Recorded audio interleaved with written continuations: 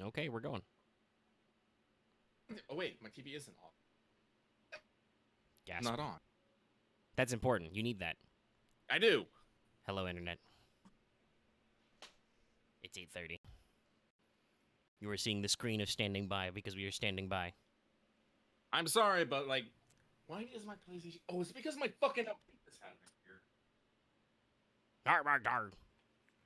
I don't know why, but my Elgato like does not like to play nice with my TV. I really don't know why.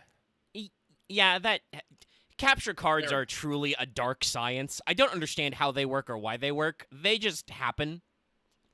Like, sometimes I don't realize it, but because the Elgato is like plugged in, my TV doesn't recognize that my PlayStation is on, and for a while, sometimes I'll just forget about that and I'll scream at it. Then I'm like, oh wait, I have to unplug it and plug it back in, literally to get it to work. So give me 1 second. Yes. Like he's pulling up, and we're just gonna chill on the standby screen for a second. Yes, I am sorry. But I can assure you, this is in fact a Great Ace Attorney Chronicles stream. Yeah. That is 100% true facts. Get in the party. Yep, got that set up. Also, yes, Aaron, don't diss my get strong, get fat. I will cut your sweets. He'll make it up to you somehow. All right. See, I am muted. You are sharing. I am Yeesh. viewing. You should be viewing the screen we can't view. But I have chicken nuggets. Cool. Yeah, part of the delay is mostly my fault because now that we have finished our sprawl run, we are pushing towards Gensakai, a game that has been 2 years in the making, almost 3. Yeah, the document's been around for a while.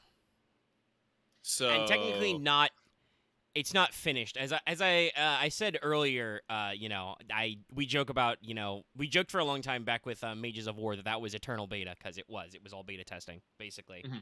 Mhm. And I talked about how Gensakai was basically in eternal alpha. And at one point, Axe was like, well, you're going to get to late alpha or early beta. I'm like, no, this counts as beta testing. The game is feature complete. It's just the fine polish and the details we need. Like, I'm pretty sure most of the core ideas work. It's just now I need to, we basically need to do the QA testing. Yeah, I knew Aaron was here.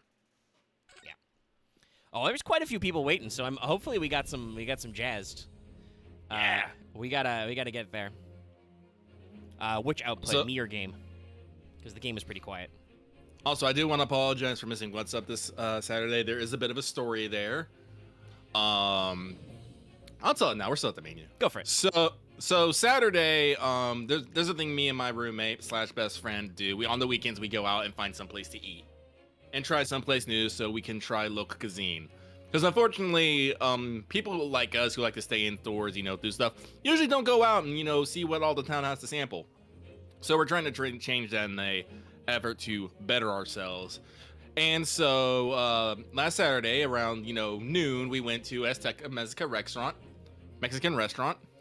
And we got some seats by the bar, and I was all like, do I want a day drink? I'm like, fuck yeah, I'm gonna day drink. And I started piling on mojitos. Now, I'm 3 mojitos in, and our food finally arrived, and Lucky, being the man that he is, got burritos. I got, the most expensive burrito platter they had, and that thing was fucking huge. But unfortunately, while Lucky is not what I would say a lightweight, I would say they made these mojitos pretty fucking strong.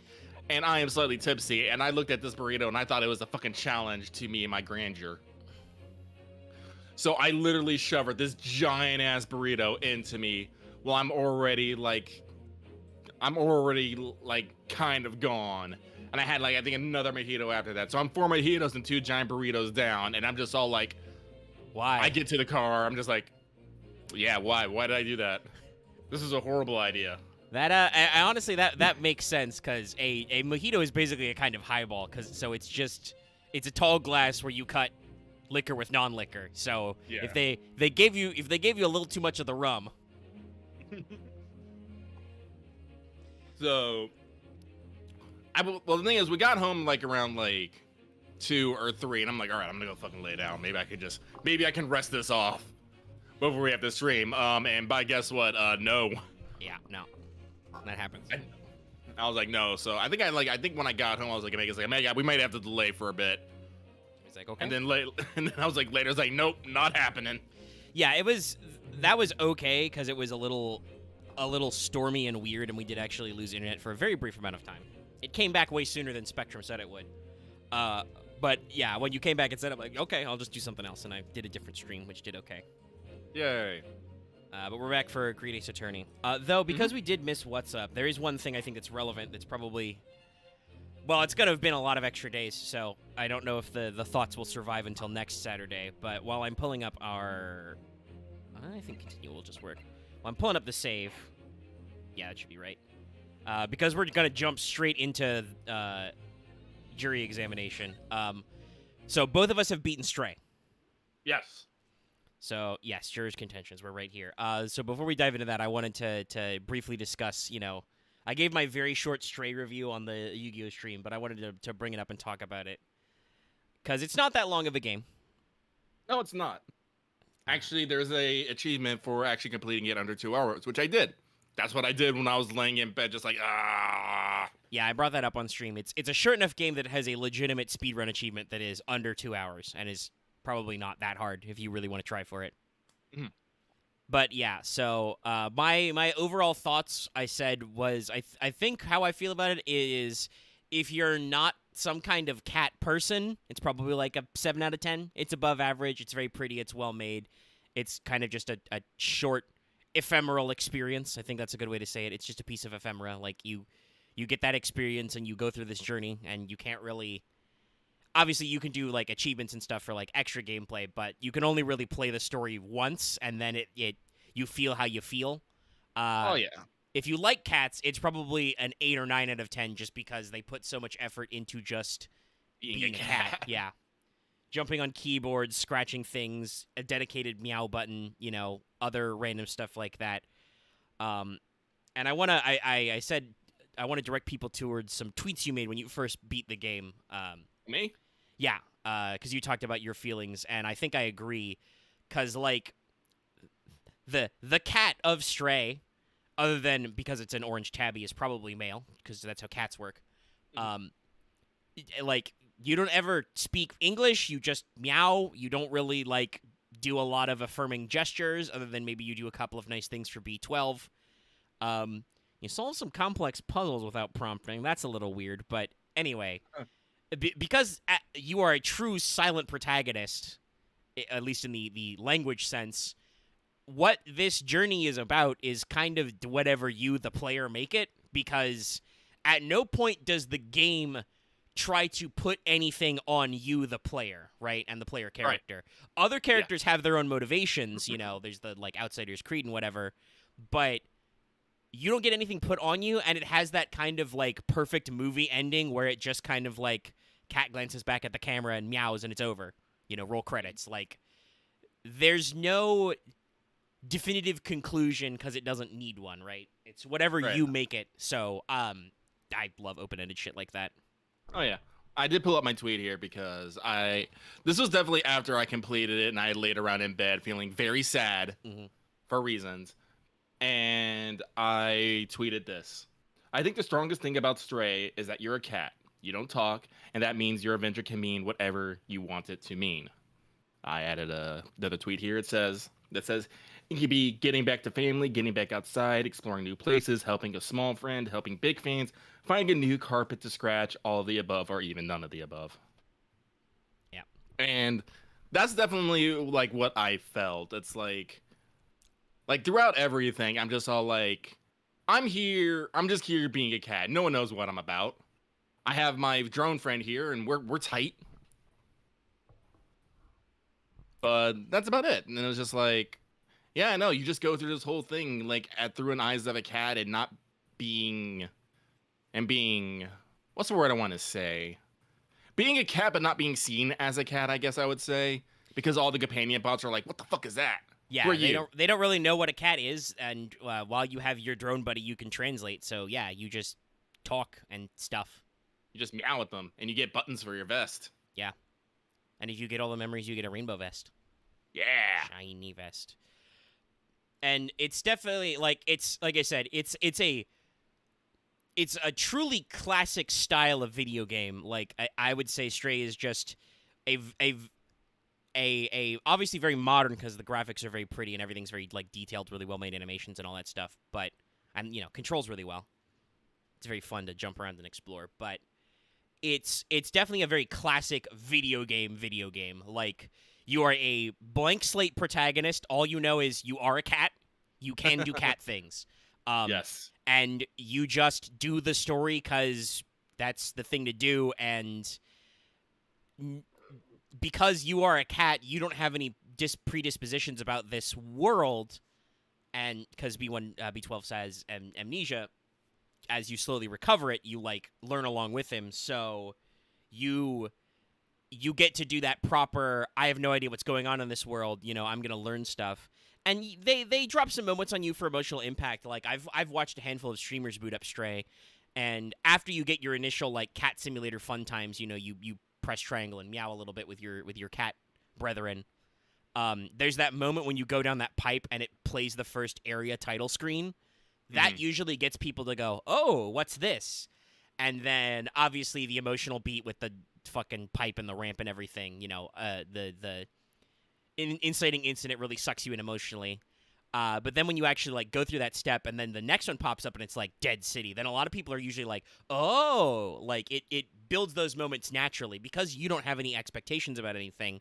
You just kind of get sucked into the world, and when the game gives you these bits of storytelling, you're just like, oh.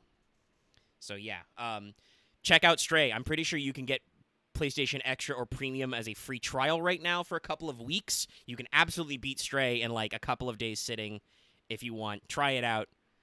Throw some cash at the developers if you want to. But it's a solid little cat game. I approve.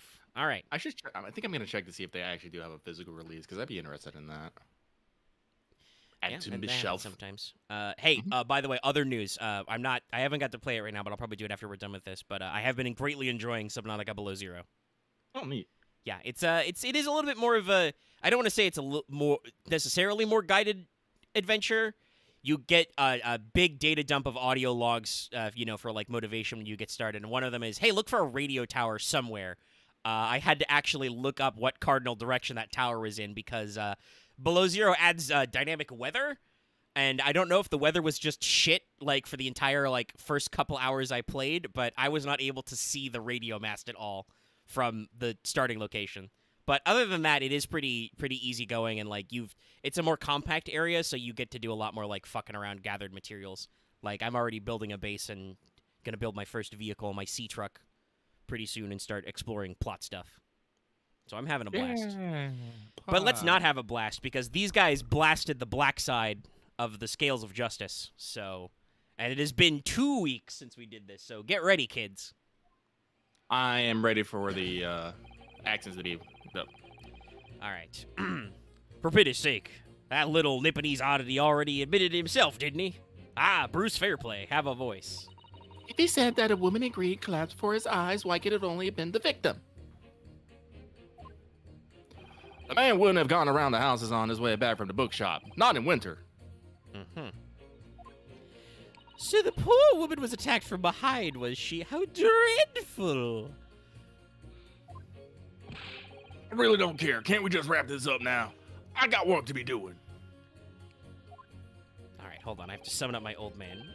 Yes, your books. Yeah, no, gotta get squeakier. Yes, nice shop that. But bourbon books? No, not worth a visit, no. Also, that guy's not even paying attention. Why did he vote guilty? Do you still want me to do the judge? Oh, God, yes, because I'm going to have to summon up Gregson somewhere in here. Let me see here. Order. With only minor exceptions, the reason for finding the defendant guilty are all too clear. Your Honor, I don't know about that one. When the stabbing occurred, the only two people at the scene were the victim and the accused. Also not strictly true, Van Sykes. There was a policeman. He was a witness, therefore he was at the scene, okay? I know you don't want to doubt him, but that's how that works. Police corruption! Corruption's in the streets! I want the truth. Bang. I cannot guarantee that watching our video will protect you from Xenoblade 3 spoilers, but it'll certainly make your algorithm about probably us streaming. Maybe Great Ace Attorney Chronicles. I was one of the lucky few who was actually able to get the special edition, but joke's on everyone, I'm probably not going to be playing that for months. And the accused himself has admitted to seeing the victim in her green overcoat sink to the ground before his eyes. All right, well, did he use telekinesis? Furthermore, we have heard from the inspector that the offended then fled the scene. Oh, I like that. I must say, I would have ample grounds to convict this man already. Oh dear, even the judge appears convinced of Mr. Natsume's guilt now. Why did he have to run away? Why did he have to run away like that? How are we supposed to believe in some phantom attacker that nobody could see? It was like one of them pulp serial novels. I'm just thinking to myself, they must have translated H.G. Wells into... Actually, no. Ryunosuke reads English. The question is, would he have read H.G. Wells? Probably not. This is impossible! How can I make a case for the defense? With a C. Mr. Naruhodo, this is no time for grumbling. If you want to force the trial to continue... Yes, I know. I have to turn the tide in some sort of turnabout. I must make the jurors change their mind. That you don't want to phrase it like that, Ryunosuke. Well, 4 of them at least. Exactly. We have no choice but to forge forward. You have the floor, counsel. Begin your Summation Examination. I like this voice. I like this voice. Yes, my lord. All right, starting off strong. I just need to keep this trial going somehow. Whatever it takes. Come on, Ryunosuke. You can do it!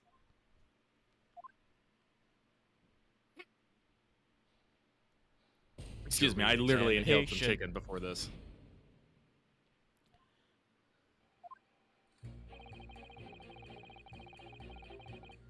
Okay. Oddity. Collapsed.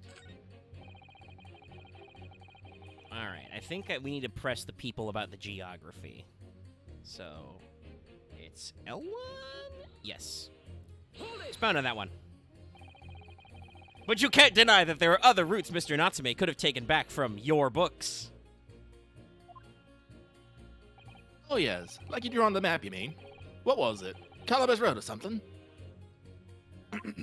Precisely. Look at this smug. I love casual sword fondling. But it seems to me that what counts is whether the little Japanese fellow actually went that way or not. Well, yes, that's true, but he said he went that way. And at the moment, there's no proof that shows he did, is there? Well, yes, that's true as well. And as I understand it, the accused himself doesn't remember which way he went, does he? That is true. He is a complete scatterman. That's annoyingly true. Winter nights are dark and cold, so the way I see it, you'd want to get home as quickly as possible. Okay, fair play. Why is all this true?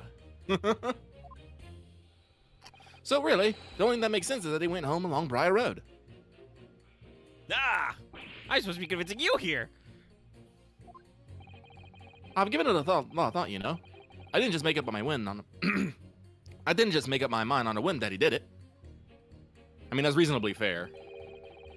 I mean, if there was some logical reason why he might have gone the Calabash Road way, it'd be different.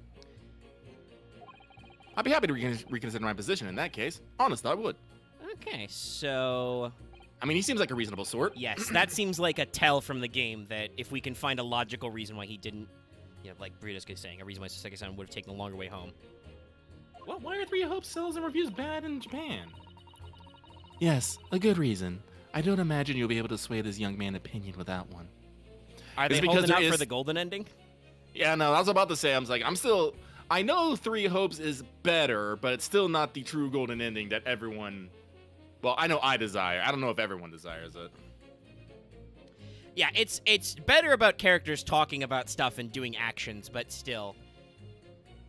I mean, I know that some people are kind of like weird, like, hey, why is Claude being a scumbag in his own route? And I'm like, Claude was always kind of a scumbag, guys. I don't know what to tell you. Like, listen, you guys don't get to pull the, but Edelgard's literally Hitler in heels, but then go, but Claude is always perfect. No. Claude's always been shifty. They all have flaws. The point of the roots is that you usually don't see their flaws. If Three Hopes is like, but Claude does shifty shit. Precisely. But anyway, let's see. Yeah, I believe I said this one. Yeah, you read this line. I've been listening to Travis Baldry do his narrations, so I'm hoping it's coming through. All right, okay, we have to press this one because this is fake. This is bullshit. Your reason can't be, I want this to be over. That's not allowed, juror. A man's life is on the line here, sir. We will take as long as it takes. Oh, shit. Don't get clever with me now, son. My life's on the line, too, and so is my family's. The likes of you wouldn't understand, but a laborer like me can't afford to take time off. It's true. I don't even know if you did jury compensation during this day, but it's always been shit. Pretty sure. If I don't work, I don't eat, and neither do wife and kids. Oh, I see. That must be very hard. By the way, I'm also technically unemployed. This is all pro bono. I go to the union every morning to find out what needs doing. If you're late and worth's taking, it's tough. This time of year, there's water and gas supply pipes buzzing left, right, and center. They're after cheap labor to get the roads dug up to fix it. It's a hard slog from dawn till dusk, it is.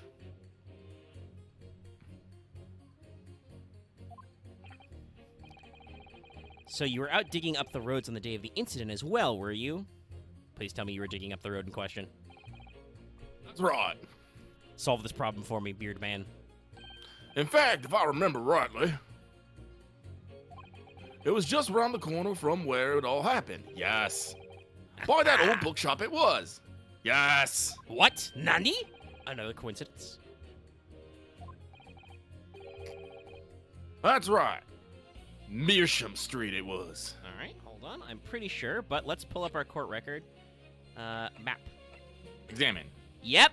If he was working the Mearsham Street corner, that means the road was being dug up. Mr. Man, Natsume-san couldn't have gone up Mearsham and down Briar. He would have to have gone around Calabash that way. So I'm pretty sure we're gonna have to take this one. Yeah, and we're gonna have to pit him against Hatman. No, not Hatman. I don't. Wait, which Hatman? The guy we already pressed. I don't think it'll be him. I think it's like. Yeah, well, because remember, he needs a logical reason. The logical reason is he can't have gone that road. It was being dug up.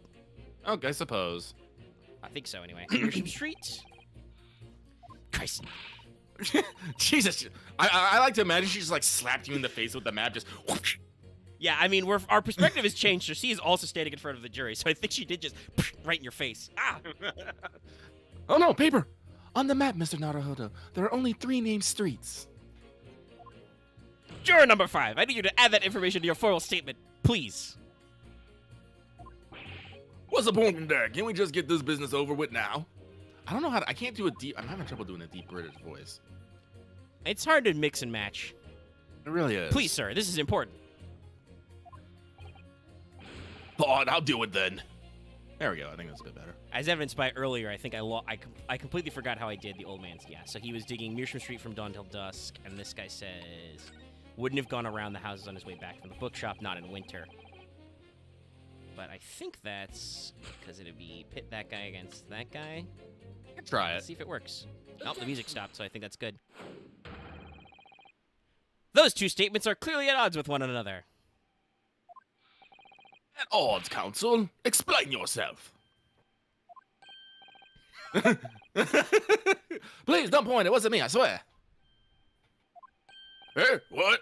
I just want to get this done and dusted. Well, juror number 3. Oh, me, sir? What do you mean? Juror number 5's words just now are extremely significant. Allow me to pace to demonstrate. Let's take a moment to consider the implications I guess you're right. of what's been said on our map of the local area. On the day in question, Mr. Natsume visited this bookshop to purchase a number of secondhand books. Wow, yeah, the music's really jamming now. Oh, yeah. On the same day, we now know that there were works being carried out on Mearsham Street, making it impassable. I don't know if he actually said that part. I just assumed. Listen, we just gotta make them believe it. Which means that the defendant's route home could not have taken him along Mearsham Street and down Briar Road. By the way, we are clearly doing this with, like, little paper tokens and cutouts. We don't have whiteboards. Those aren't invented yet. Oh, yes, of course. What do you think, sir? Well, yes, you can't argue with that, really, can you? We must have had a good 2 yards of mortar on the pavement up. Ugh. Every gentleman and gentlewoman that came along had to turn back and go the other way. So, the only conclusion is this. The defendant must have taken the longer route back to his lodgings. Facts and logic. Yes, I suppose he must have. QED. I suppose that must be right, eh? Juror number 3, you said the following. Oh wow, he doesn't even check his notes for this shit. The man wouldn't have gone around the houses on his way back from the bookshop. But we see now that he had no choice. Yes! Oh. My lord, Mr. Judge, sir, if I may. Yes? I don't think in an all good conscience that I can say that the man's guilty now. By the way, this wouldn't be a problem if Van Zykes hadn't tried to steamroll this and we could have done some proper discovery. But no. We just had to go straight for the kill and we couldn't just be like, hey, the street was closed. Honestly, I find it very odd that that note wasn't in there originally. Well, if they're, I mean, it's usual just game shenanigans, but if they are doing it like all the time, nobody may have thought it was notable.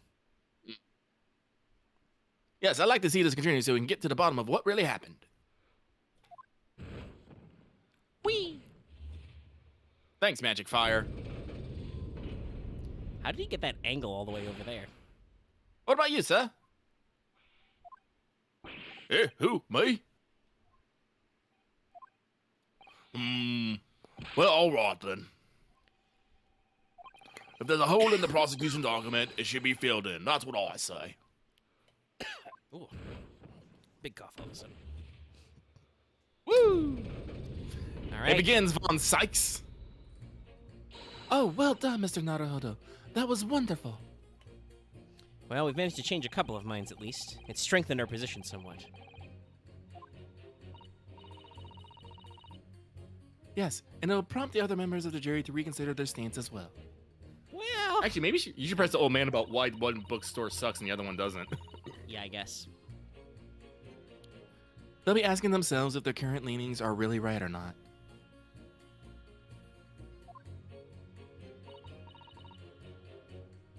Now, if we can just identify one more clue or discrepancy that'll make them stop doubting Mr. Natsume, Well, we'll try. we might be able to tip the balance completely. Oh, I don't think we're going to go 6 for 6, but yes, that's exactly what we've got to do. Van Zykes is looking to bring this trial to an early conclusion. That's what we have to prevent, by whatever means we have at our disposal. Bleh. Was waiting for it. Thank you, counsel. On with the summation examination, please. Yes, my lord. Okay. Yeah, I think they've even made his text kind of dull green, so let's see. All right, first of all, buddy, pal, friendo. Hold it right there. Sorry? Fold it, you say? Fold what?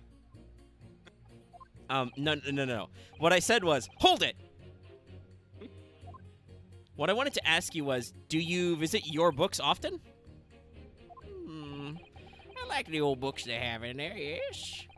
I enjoy reading them over a nice cup of old tea. The only old bad voice I can do is Prosecutor McGuckin. Prospector McGuckin. It's my daily routine, you see. Same thing every day, including the day you're all talking about. Van Zykes, what the fuck? This jury is terrible. Did you literally get the first 6 assholes you could find on the street corner as his peers? Christ, if this was real law, this would be like, Judge, motion to change the venue. What the fuck? I was like, I believe we have a conflict of interests. We've got guy who was there at the scene. We've got the guy's landlady, who's pretending to be a maid, but I'll absolutely blow her cover. We've got old man who goes to the same bookstore all the time. Like, what the hell? Also, Bruce Fairplay absolutely has a conflict of interest because we may have accused him of murder in a previous trial. Anyway, and at what time did you visit your books on the day in question? Well, I was picking out books in there all afternoon, and it would have been just before 5 that I left. That's my daily routine, you see. Same thing every day, including the day you're talking about. I feel like I said this exact line already. Just before 5, you say? Exactly when the victim was attacked. Are you sure about that time? Are you sure about that? Oh, yes, sonny, no mistake there. I remember it well. Not about to forget that day in a hurry. Not after the dreadful time I had. Oh, I was right. What do you mean? Well, I was walking down Calabash Road when I slipped on the ice and donked my head. This motherfucker's wearing a green coat. Is he gonna be wearing the same coat? Yes. All right. We'll figure out which juror said something about the green coat later. I think it was the lady though, not Miss Garrett, the other lady. Yeah. But somebody was talking about the green coat incident. It's always worse after the snow stopped falling. That's when it's most slippery. Knocked myself clean out, I did. Really thought my number was up. Wait a minute. Let me get this straight. This happened on Calabash Road. That's right, sonny. I live in Cornpipe, you see. Heading down Calabash Road is the quickest way for me to get back from your books. Juror number 6, I must insist that you add that information to your formal statement. It may very well be extremely significant. Sorry? Extremely sick? No, I'm quite all right now. Oh my God, Someone get that man a hearing horn. This guy hear a trumpet, please. For my sake. Me and Meg sign mind as usual. You've changed 2 of the jurors' mind, Mr. Naruhodo. I mean, I will say, I do think what they're doing with the jury is they're basically cutting down on witness characters. Like, in normal Ace Attorney games, you would just summon those 2, like, you would find those 2 guys in, like, the investigation phase and, like, summon them to the stand or something dumb. This allows them to, like, simplify things, but it's still a little annoying. That's a crony cat. How fucking dare. That's adorable. Fuck this. I got close Twitter. Yep. Deliver the finishing blow now. It's time to turn the tables here. Though, by the way, hey, speaking of Stray and Twitter, there is a great Twitter account which just retweets. It's called Cats Playing Stray. Because it just shows pictures of cats enjoying Stray, because it's very realistic, so cats will, like, notice the cats on screen and hear the meows, and they will freak out and pay attention. Wish I knew how to do a Susato takedown. I suppose words will have to suffice for now. I haven't yet quite leveled up my air slash. No, let's admit it himself. Aha! Okay. Do we want to press her first or go for the pit? Go for the press. All right, let's clarify. Hold it. You're right that at the time of the incident, the defendant admits to having seen someone wearing a green overcoat walking ahead of him. Yeah, I think I see where this is going. Well, quite. That's precisely my point. Clearly, that someone wearing green was the victim. You were gonna be shocked when I fucking drop that bomb on you. Oh God, look at her just tremble. And clearly that funny little Nipponese man with the disturbing master is the culprit. Take him away! Take him away now! But let us not forget, madam, the defendant vehemently denies attacking the woman. We're gonna get spicy this trial. Why, of course he does. If he admits stabbing her, his life is over. The man is obviously a liver-faced coward, honestly, claiming the woman simply collapsed before his eyes. But if that's a lie, as you're suggesting, do you not think he would have concocted something more credible? Oh, I really couldn't say. After all, you are foreign. Sorry, I'm just a little mad now. I really do. I know for their stream of this, Save Data, who does the Ace Attorney with an actual lawyer series, they had for Great Ace Attorney, they got a racism alert button. I'm really starting to feel like I need that. Just slam the alarm. Just. Who's to say what goes through your funny little minds? I can tell you what's going through my funny little mind right now, but you wouldn't like it. This woman does say, I do declare. There's no way Correct. you can't fucking go. I do declare the man has already made the admission. Listen, it's fine. If Bram Stoker can get away with a Texan in Dracula, who, by the way, doesn't speak remotely like a Texan, we can accidentally make all the Londoners Southern. It's okay. We get our revenge, okay. Bram Stoker. He himself has stated that there was no one else around. Surely the conclusion is obvious. No one else could have possibly committed this awful crime. Look at her just tremble with her racism. Yeah.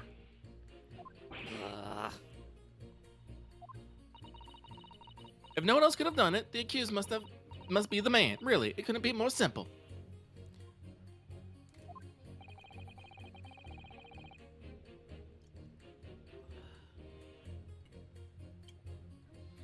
Also, no, Axe, no. Back in the 1900s, everyone was still super fucking racist. Well, yeah, everybody was racist. I'm sure the Japanese have some history books from that time. Yeah. Even Soseki Natsume himself wrote about how he was not well treated. So. Yeah, he literally had a shitty time.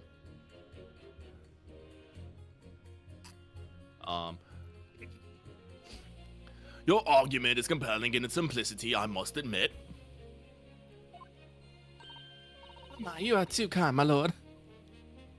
Well, went well for her. But yeah, I think we can go for the pit with Old Man. Actually, what did Bruce Fairplay say? Oh, I mean, Bruce Fairplay just says he admitted that he was there. I guess we could try that too.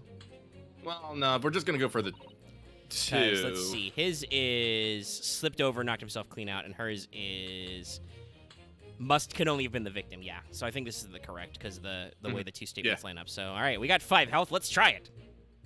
Oh, I think the music cut out again. Those two statements clearly show a flaw in the juror's reasoning. A flaw? What are you talking about, counsel?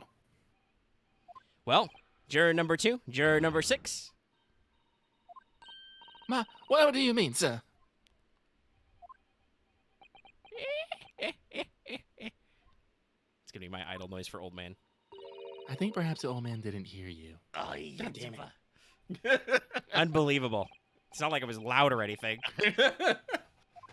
Anyway, there is at least one fact of which we can be sure here. The bookshot receipt in the defendant's room clearly indicates that on the day of the attack, he had been to your books and purchased a number of secondhand titles. I'm glad that Ryunosuke is recapping the story because it works out very well for our stream because it's been a little bit. He then returned home on foot.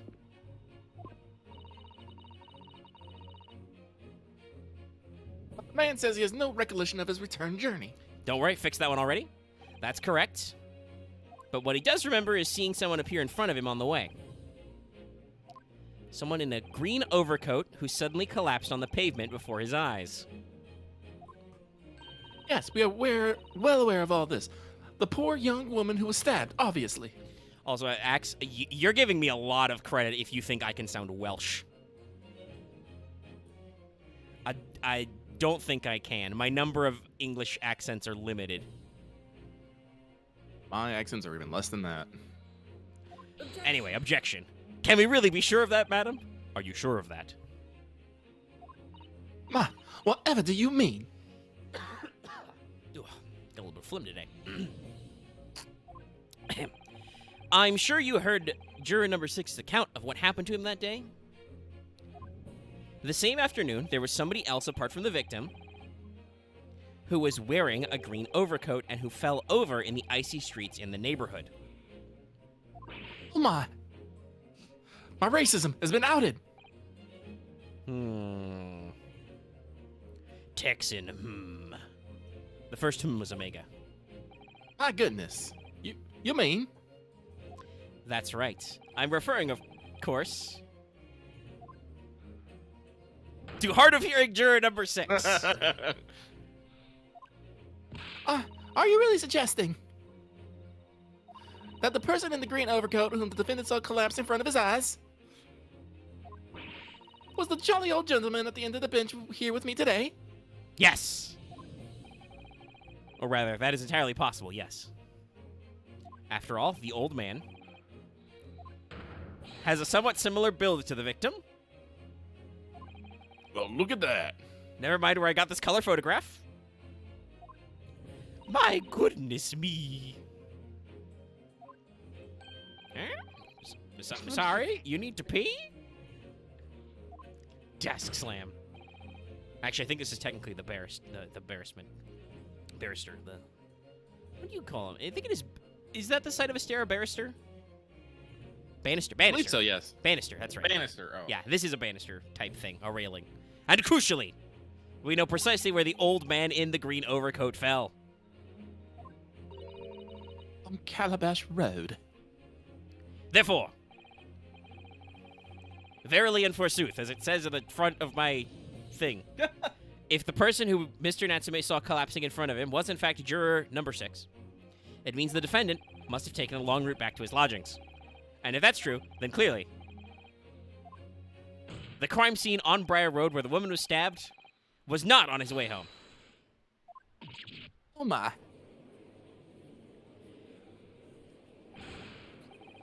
You idiot old man. If you hadn't been so daft as we roam around there, we would have boxed this off hours ago.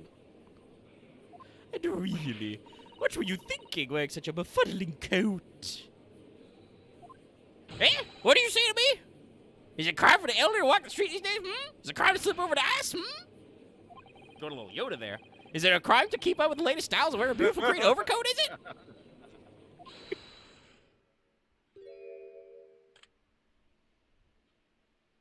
How much makeup do you fucking need, woman? My lord, I do hope it won't be any inconvenience, but... Well, it was sweating a little bit when we accused, so maybe she has to redo her foundation.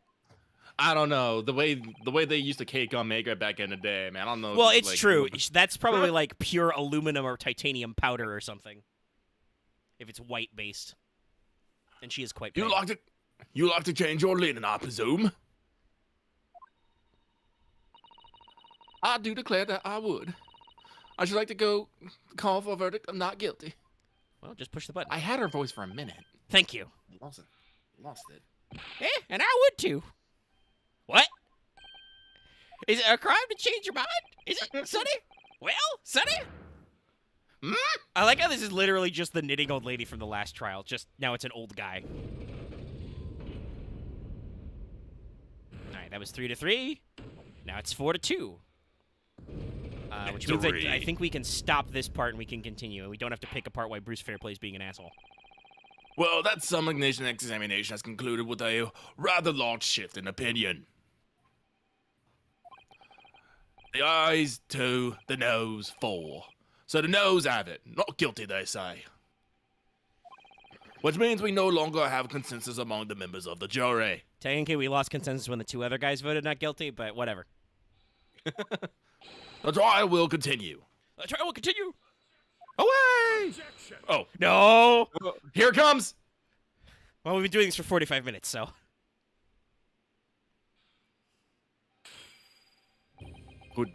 Could it seem churlish of me to drink from my hollow chalice moments after raising an objection? Only to crush it in disgust. Pray forgive the discourtesy. Okay, he only broke a wine glass, which I think is his second of this trial. He has it. No, wait, I think earlier he did throw a bottle into the stands. Yes, he did. He has not slammed his boot heel on the desk, though. Has he thrown his chalice into the fire? No, I don't think we've done that one yet. I think he's Okay. crushed 2 chalices and thrown 1 wine bottle. Keep this track of this, chat. This is important. Lord Van Zykes? It seems I must retract my earlier remark. What do you mean? I mistakenly credited these jurors with intelligence by describing them as insightful. Zam. Yet we have just witnessed them falling for a cheap trick performed by an Eastern entertainer. I mean, it's fucking logic, my dude. No. The entertainment thing's not until the second trilogy, which it technically came out before this, but comes out way after. It said like 2016. What error do you mean? I mean, you are a dumbass. Anyway, I object. I haven't tricked anyone. Everything I said is the truth. Indeed. Stalwart Juror Number 5 was undoubtedly repairing the road as he claims. I believe you said it was a good 2 yards of the pavement which you had excavated, sir. He also literally said that all the people literally had to turn around. That's right. It took me the whole day and they paid me a measly 2pence for it. Ugh, gross. 2 pence. Shit. I don't even know if you can buy a newspaper for that much. Now, my learned Nipponese friend, tell me. Please don't tell me that you're going to ask me, like, how far 2 yards is. I know that's not very far. That's like 6 feet, but... Do you have any Yeah. Do you have any notion of the distance that 2 yards represents? The man literally said that that people walking by it had to turn back around. And the road was blocked off. And listen, if you think Soseki Natsume did a long jump, no. We're not here for he's not here to study for the Olympics, Van Zykes. He's a fucking literature major. Well, if I'm honest, I don't have a clue. No, we haven't converted to metric. Also, yard is not metric, but this would still be... The Japanese use a different... yeah, it would still be classical Japanese measurements. Yeah. Actually, I don't know. It is past... Oh, maybe they are saying their metric. Okay. 2 yards is a little less than 2 I want to say meters, but that seems more like metres. It is still pronounced meters, but oddly enough, I Oh. think that's the French way of spelling meter. Little less than 2 meters. Less than 2 meters? That's not much at all. That's my height.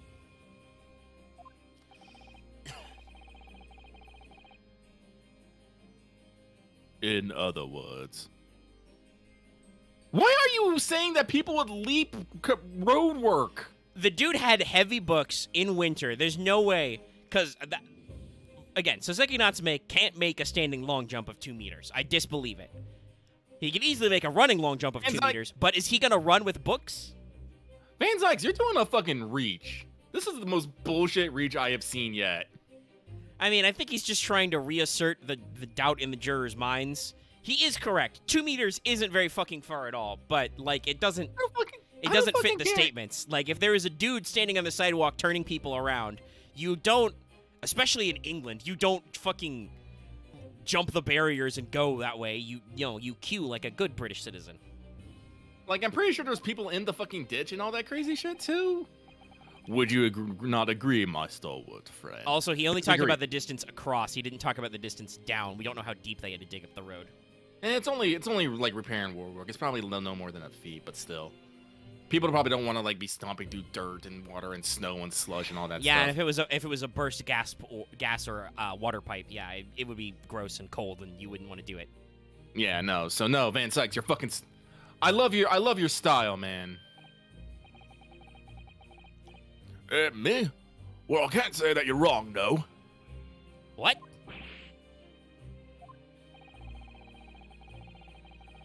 And did you perchance erect a sign to prevent pedestrians from passing the site of your works? Vince, I don't know where you're going with this anymore. Eh? I wouldn't dream of it. What a waste of time. No coaches would have had of overpassing anyway. We just turned away any gentlefolk back when they came. Kids just jump right over us all the time. Okay, all right. Now that number 5 admitted that last bit, which he shouldn't have, how dare you? Van Zykes has more of an argument if people apparently jump them all the time. But again, I would like to, for Your Honor, Exhibit A, Soseki Natsume, and he just stands there vibrating. Yes. You think this guy would jump over this large burly man? Negative, Your Honor. The accused is no gentleman as far.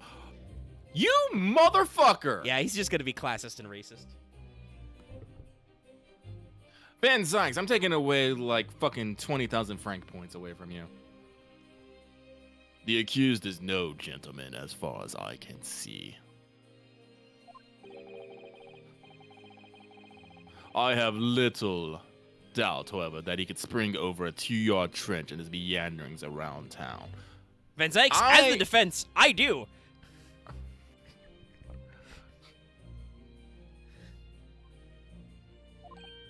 Don't you fucking dare. I'm pretty sure they're not going to switch back, because then we'd have to do another jury examination, but... Is that true? Fist down, you fucking domestic violence.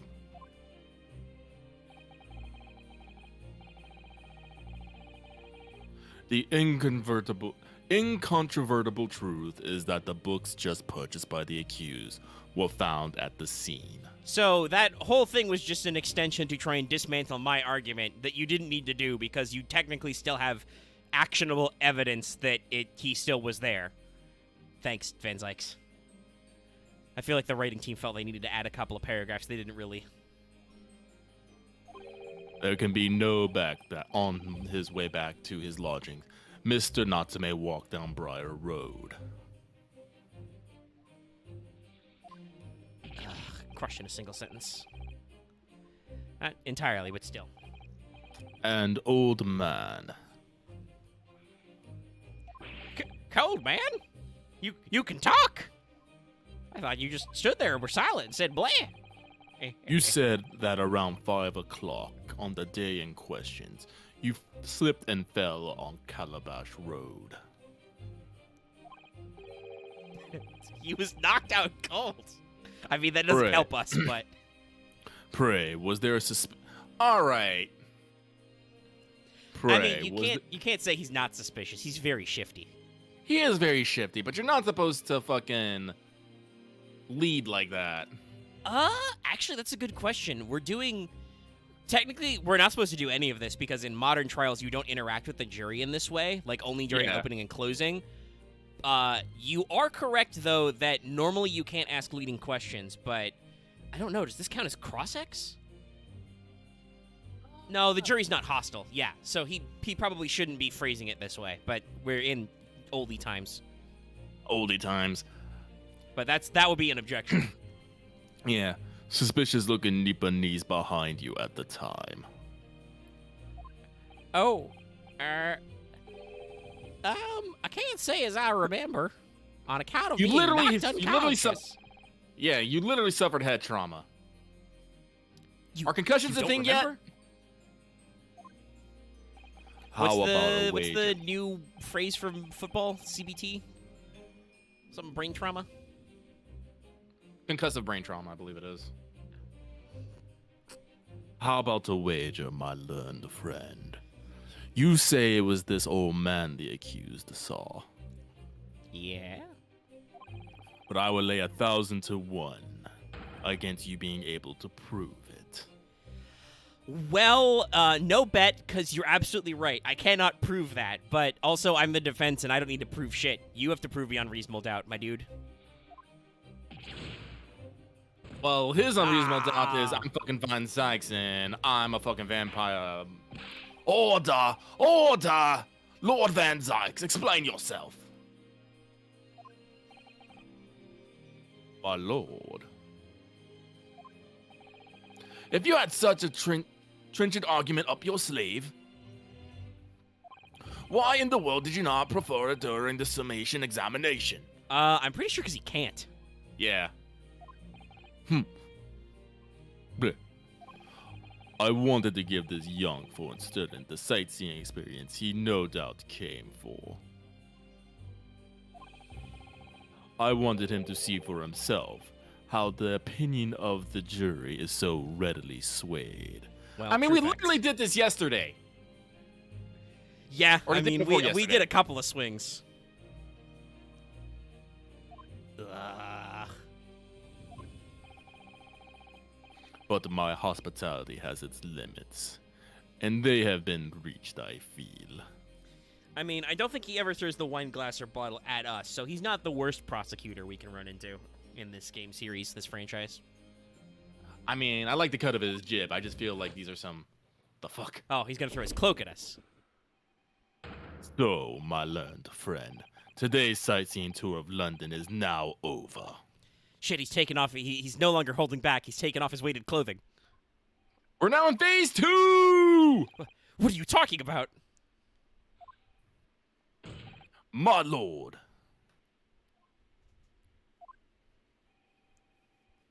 The prosecution requests permission to call its next witnesses to the stand. Ah, swag. Okay, we can get some work done. Give me this police officer. I'm gonna ask him lots of pressing questions. Sir, would you say you were physically present at the scene to see things? Yes? Your Honor, the prosecution's argument is invalid. He's been persuading that there's only one person at the scene. My client. This police officer has just said that's fake. Granted, bailiff, bring forth the witness.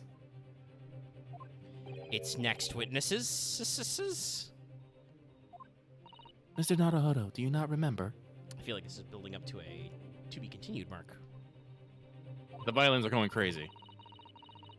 We've been told on several occasions that there were eyewitnesses to the incident. Susato, my brain shut off for like 2 weeks, so yes, I'm glad for the reminder. Yes, I remember. One of them being a Scotland Yard policeman, no less. Bobe. I'm afraid that's likely to be the prosecution's next witness. When they do the slow zoom like that with this pose, I just hear the fucking "aww" from Ghost of Tsushima. Like Rinosuke's building up for the haiku. That reminds me, I need to look up how to transfer my New Game Plus save file so I can play Tsushima Director's Cut. New Island. Anyway, Also, Ghost Sucker Punch, please just make a haiku writing simulator. that would be great. Like, Just give me, like, ideal- just give me a slideshow of all your best screenshots from Ghost of Tsushima, and you know, it's great. Just let me do that. That seems like it'd be great for my chakras. All right. All right. No matter who Van Zykes brings to the stand as his witnesses, and no matter what they say, I believe in Soseki-san. I know he's innocent. And I'll keep believing to the very end, until this battle is over. Oh, yeah, that's a to be continued. Okay. Nope. Oh, wow, shit. You bamboozled me. Anyway, now we gotta deal with these characters. Witnesses, please state your names and occupations for the court. I refuse to believe that this policeman saw shit. I think I can do this one. Constable Verily beats, huh? Nothing to report on the streets, huh? This man's literally passing out on his feet. I refuse to believe his statement is credible in the slightest. Fuck all of you guys. And I'm Miss Beat. Patricia's my name. I'm proud to say I'm this young town hero's wife. So, Rolly beat, Patricia beat. You know, like, beat cop. Yeah. Ha ha ha ha ha ha.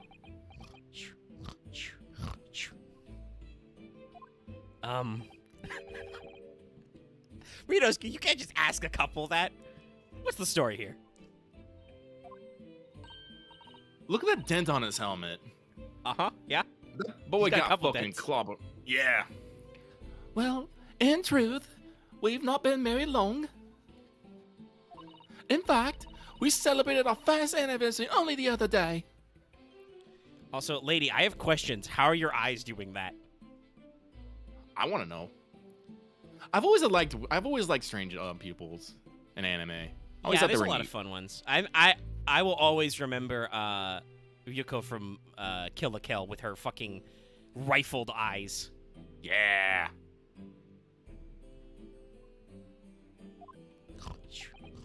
Oh, look, he's chewing his little helmet. What a sweet, innocent boy. It's too bad I have to destroy him on the stand, because he did not see shit.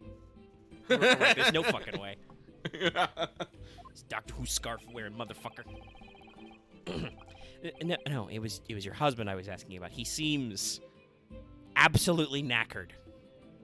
Well, he probably works all day, and his wife keeps him up all night. If you know what I'm saying. We did have this long Hardly. discussion with Gregson last time about what are the Bobby's duties. It does Yeah. include being up early and up late to gaslight. So Hardly surprising. Whilst being an honorable occupation, patrolling the beat is the most demanding work in the world. Yeah, I know that's right. Like, I was thinking this guy might be a little shifty, corrupt. No, he's just sleepy. Which is corrupt in its own right. oh, Sleeping on the job. really? I'm sure I've heard that before, actually. Indeed. Apart from rare days off, our gallant officers trudge some 20 miles a day, you know. They patrol boarding houses and pubs, collect taxes, survey the streets, and check the meters are reading true. You know what you guys need? And this may shock you. You need a bureaucracy because you need to delegate. Nah, this is still the time where nobles were nobles and just all like, let the peons do peon things while we collect the money. Make it rain, bitches. Taxes? And they're responsible for keeping the streets clean and lighting and extinguishing our street lamps. Oh my god, are they also street sweepers? Oh my god, you guys really do need to delegate. Jesus Christ. You need to form an orderly system. Street sweepers over here, meter maids over here, policemen over here, taxman over there, somewhere, away from me. But this is England, not America. Throw the taxman in the Boston Harbor. There are a number of items on that list that don't sound much like policing duties at all. I would just be falling asleep at my feet. I'd be collapsed long ago. But it goes without saying that a policeman's primary duty is the apprehension of criminals. What time do they have for that with all that other shit you make them do? Also, want to point this out, then how did he not catch this criminal? I know he's asleep, but, like, the dude is a healthy, young, newlywed man. He could absolutely have caught Mr. Suzuki Natsume. Who, I would like to remind you, we are currently in a discussion about whether or not he could jump 2 meters standing still. Because I still don't think he can do that. Anyway. Hell, I don't know. 2 meters, 6 feet? Oh, I've always had long legs. I could probably make that distance. You need to, like, English it a little. Standing jumps are hard, guys. You usually need a little bit of forward momentum. Like, I would need a good, 4 or 5 long, I need, a small running start to do it. Yeah, no, it's not hard. You just need to make sure you take a couple of strides. And again, if this dude is, like, reading books in the pitch black, carrying all his books, I don't think he would. But That's how you get a sprained ankle, yo. we're not here to do all this stuff. All right, anyway. Continuing. Even when he's off duty, a constable is expected to investigate and resolve any crimes on his beat. You don't pay him for that, though. For the London Bobby is a man of honor. Yeah. Loved I not honor more.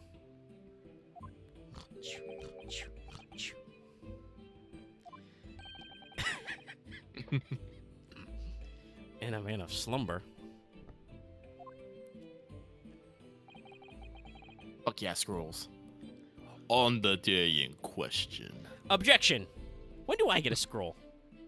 Never. I mean, you have sheets of paper you can true. rifle through. And Susato-san does have her infinite book. This man and his wife were walking down Briar Road in the opposite direction. And they witnessed the incident as it occurred. Is that not correct, Mr. and Mrs. Beat? That's right, sir. Isn't it, Rolly?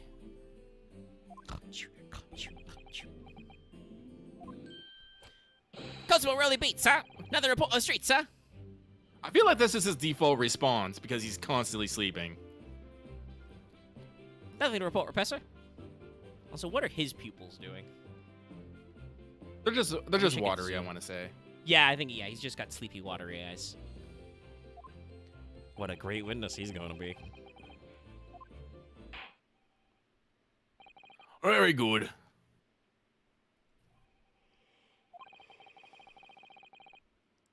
I'd like to hear your formal testimonies now, please. You will tell the court exactly what you saw on the afternoon of the incident. Yes, sir. Right away, sir. At least he's awake. Nope. Lost We it. lost him. Witness testimony. Here we go. Took us like 2 hours. Actually, no, 1 hour. It's been It's it's 1 only been 1 hour. What the witnesses saw. It was our wedding anniversary, and Rolly was taking me out for a meal. There was no time to change after work. Anyway, 2 silhouettes appeared out of the fog on the pavement in front of us. Wow. Sorry, Christ. I'm. Lady, where's your dimmer switch? Jesus. All of a sudden, one of them just collapsed on the floor. Then the other scattered something before running off. We ran straight over, of course, and went for help at the nearby police box. Unfortunately, then we ran into a guy called the Doctor, and we went on a time-space adventure. Wibbly wobbly timey-wimey stuff. I mean, if one just suddenly collapsed, don't you? If someone gets stabbed, don't they have to usually like the silhouettes have to touch? Yeah. I mean, we've been going. The prosecution's argument has always been fundamentally, literally, only our guy could have done it because there is no hard and fast proof. Like, we haven't fingerprinted the knife and been like, this is the this is this man's knife. Like, nobody's been able to say it's his pocket knife or whatever. So we're just kind of in a zone of we're doing the classic Herlock Sholmes move of, you know, if you eliminate everything that's impossible, the whatever remains must be the truth. We already know something's up the knife because it has a chipped tip. Yeah. Which only happens from running into hard stuff. Yeah.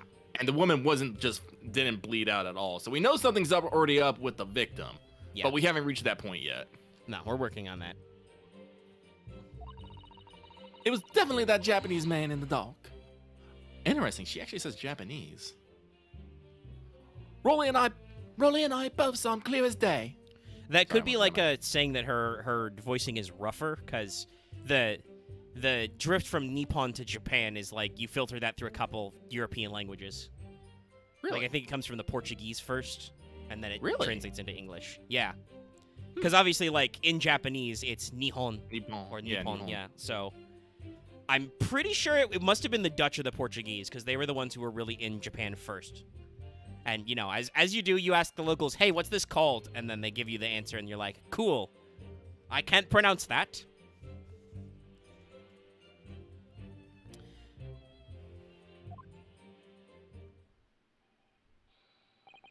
Well, this is an extremely compelling testimony.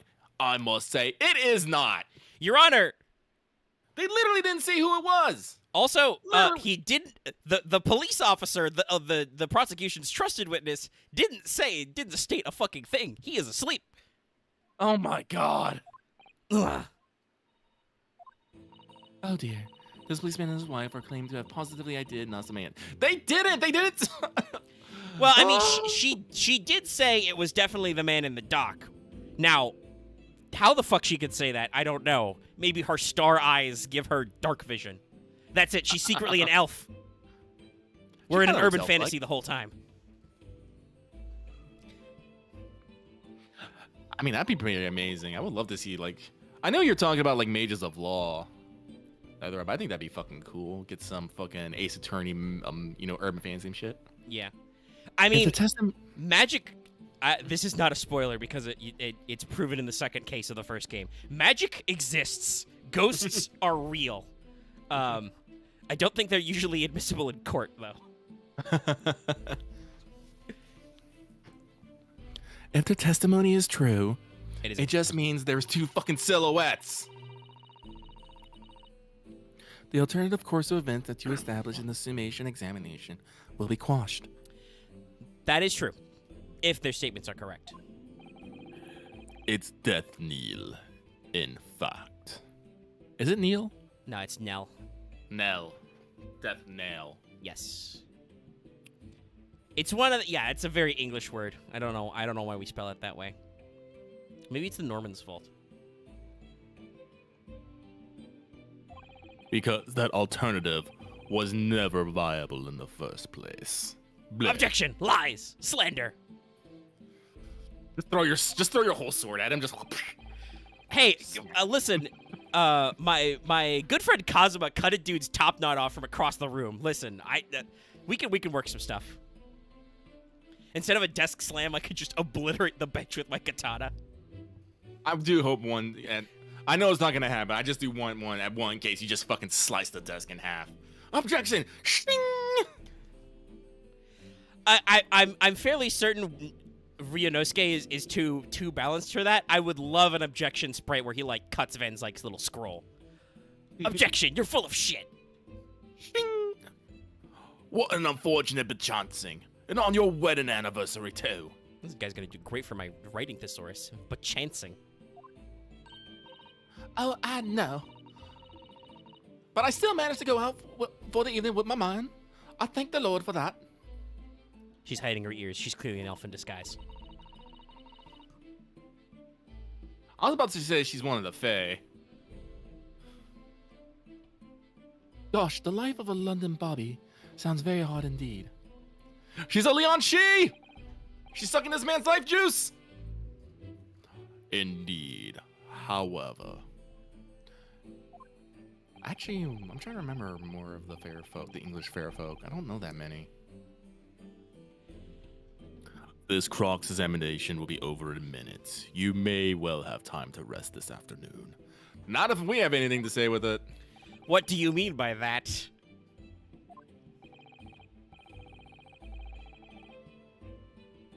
My learned friend, the witnesses saw the face of the man fleeing the scene.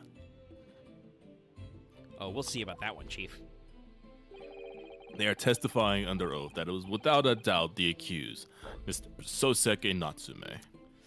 Listen, Van Zykes, this is my third time in a courtroom because our second case, we didn't really go in a courtroom, even though that was kind of a trial on my person.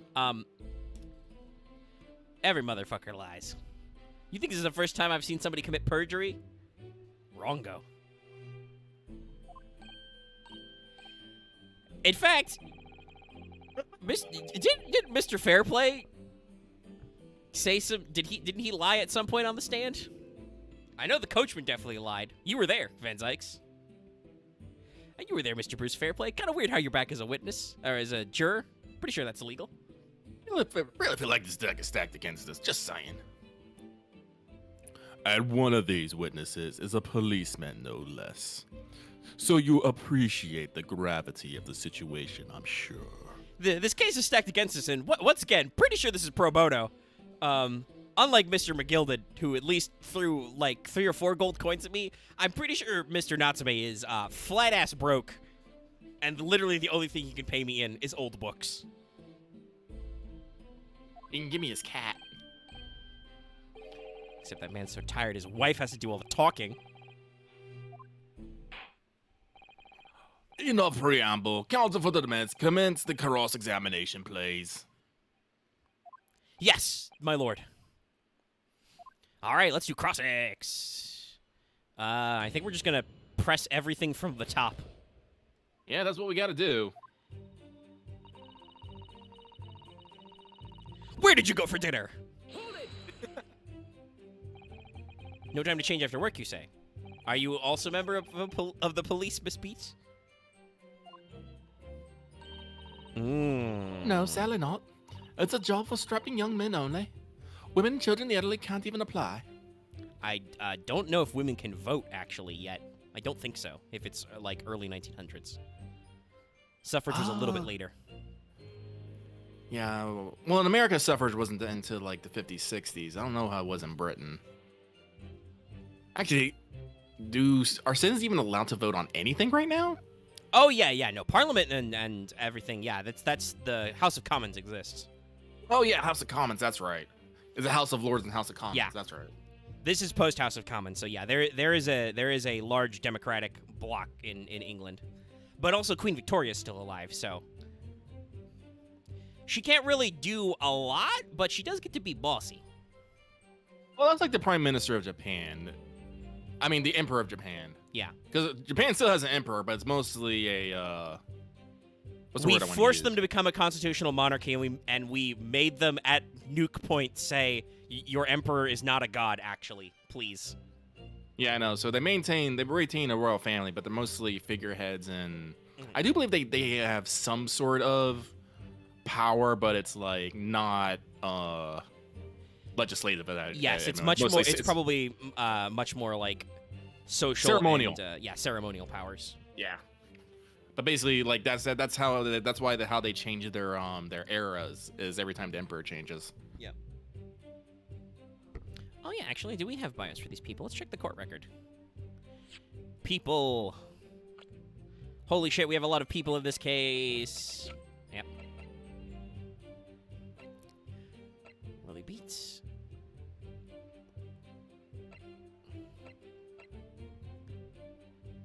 Well, at least she's a loving wife. Yeah. I don't want to say they're liars because they seem like okay people. We'll figure it out. Okay. Well, I think you can probably see why children and the elderly can't do the job, can you? Rinosuke, are you a Japanese man in the 1900s gonna ask why women can't do work? I think Verily looks ever so handsome in his uniform. It sits you down to the ground, doesn't it, darling? This is a man. What? I just finished my beat, sir. Pat and I were heading back to the station, sir. Looks you're planning on getting changed there. Is he talking in his sleep? This is creepy. No, Verily. I much prefer you in uniform. Does she have a uniform fetish? Ooh, that's. I mean, I think she does think he looks good in uniform, but no, I think the problem is this poor man works so much, his wife doesn't recognize him out of his work clothes. I'm still pushing the red flag button. No, listen, that's bad. I think that has more to do with England's labor laws bad. Red flags on Britain, then. Just, I don't know if you can hear that. Just, God, that's what I need. I just need a gif of just someone just slapping a red button. Yeah, but Sometimes I don't recognize you when I see you in plain clothes. my accent's all over the place. Oh dear, that doesn't seem healthy. I keep kindly adhere to the point. You're going for a meal after you have finished your beat for the day, correct? that's right, sir. Yes. Although I was fit to drop, to be honest, spending the whole day on my feet. Blink, blink. But policing is my life, sir. As long as I'm the proud owner of this, I'll serve my city and my queen to the end, sir. Oh, please, and please put that in my court record. What's this now? My warrant card, sir. Proof that I'm a London copper, sir. I bet it's expired. It has the noble founding principles of the force written on it to remind us all policemen of our sworn duty, sir. How much you want to bet he's not actually a real policeman? No, I bet he is. Okay. I'm pretty. Gregson said he was a police officer, and I'm pretty sure he would know. True. To patrol the streets of London and uphold the peace of the common man, sir. Sir! And for such a noble cause, I cover 20 miles every single day without fail and without a grumble, sir. Because I know that the plodding of my boots is all the Londoners need to hear to feel safe and secure. You seem like such a good egg. I really hate that you're on the opposite side of this. Luckily, we haven't invented fascism yet. So, fighting crime doesn't appear to come into it then. But, sir, just on that particular day, I was looking forward to celebrating my wedding anniversary, sir. Mrs. Beat puts up with a lot being married to a Bobby like me. Oh. Man, Sam, animation team killing it. I want to show my dear wife how much I care. Oh, Pat. Oh, Verily. I love stupid couples. Oh, what a charming couple. Their young love is such a joy to behold.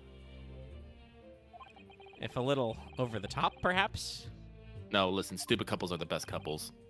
And then, kindly describe what happened next. All right. So did we get that in our court record? I don't think we did.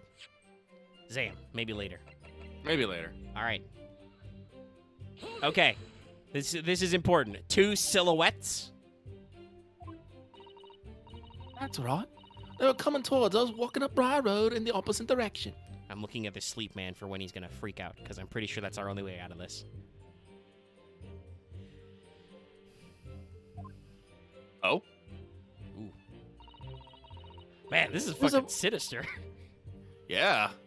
There was a rather plump figure followed by a scrawny, thin-looking man. Ah, so even you admit that our client isn't athletic.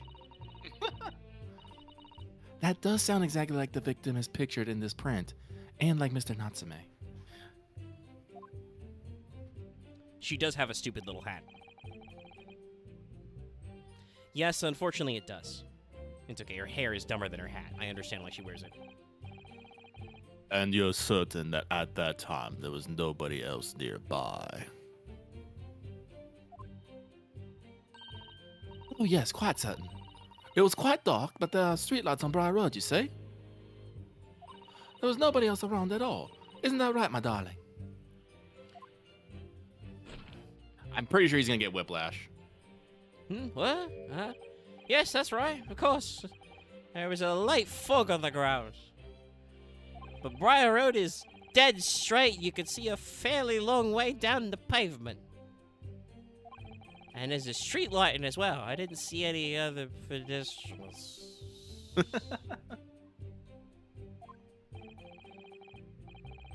Before sleep takes a firm hold, your answer, please. Mr. Beat, are you quite sure what you just said? Somebody order me a coffee for this man. Make it a double. Give him some strong tea! Have we invented espresso? When was espresso invented? Actually, no. We're in England. I would tell them to serve him an Arabian-style coffee. Because remember, England still controls a shitload of the Middle East. espresso was introduced in 1901 in Italy. Ah. Well, we wouldn't serve it to him then because it's Italian. We'd have to get him some nice, a Turkish coffee perhaps, or something Egyptian. Yes. Something out of, the British Afghanistan. Yes, sir. As a copper who spends every day on the street keeping watch on the streets, I swear to it, sir. I'm as sure as my love for Patricia is true. The fucking pivot. Oh, Pat. Verily. They're still maintaining there was no one else around other than the victim and the attacker. And also they're practicing their synchronized dance moves. It's starting to seem like that must be how it really happened. It's beginning to seem like there's nowhere to run. Well, that didn't stop Mr. Natsume, did it? He fled the scene all too convincingly. Thank you. I believe we have a reasonably clear idea of the situation just before the incident now.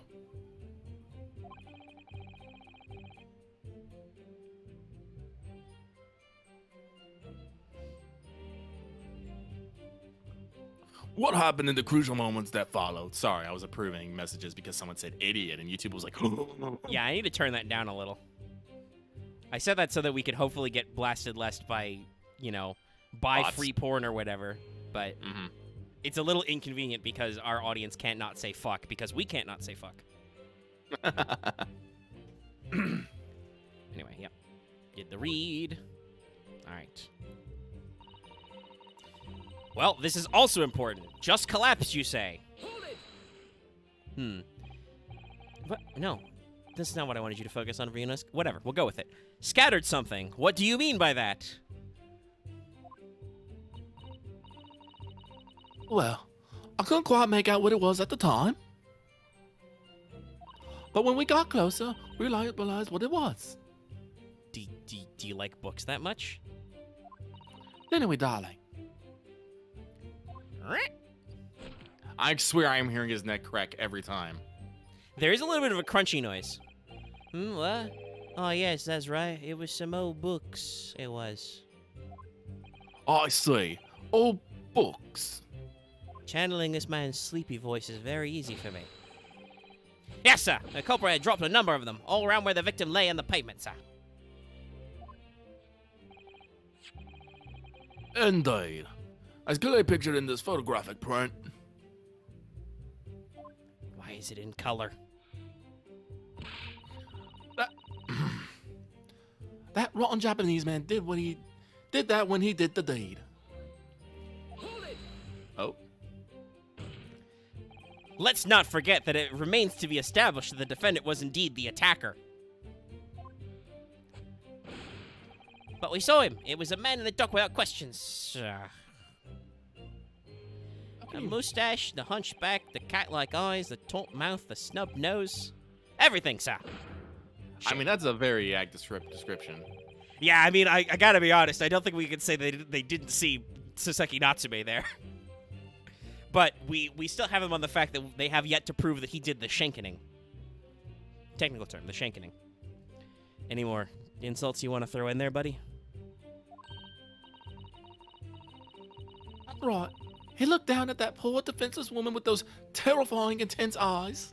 Smash cut to Saseki Natsume with the JoJo menacing. I can see it so well, too. Just have some dark shadows behind him as he's just looking down, just do him like they do all the villains, like Dio with the, he's like entirely in shadow except for his eyes.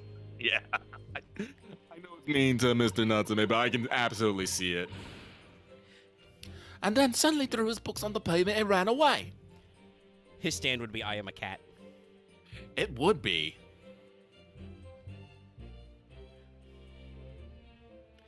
Actually, is there a Natsume in Bungo Stray Dogs? There has to be. Sorry, Bungo Stray Dogs is basically the JoJo of literary authors. Basically, everyone is named after famous authors, and all their powers are based on the books they wrote. Neat. Yeah, so. I see. This is tough. They seem as though they're telling the truth here. May I remind the court that this unambiguous testimony comes from a policeman and his wife. I feel like that's a straw man argument. No, that's the actual fallacy that is appeal to authority. Ah, okay. We're assuming that that just because a policeman said it, it must be true. Nope, that's not a logical argument. The only thing that's logical about it is the facts. And we still have one flaw in the logic, which is just nobody has clearly established, the part where he stabbed the lady with a broken knife. He was just merely present when stuff happened. Now, I still have no idea where the fuck this knife came from or how it got there, but reasonable doubt, motherfuckers. Technically, I think we cut him off there with the continue, but anyway. And whatever. Yes, sir!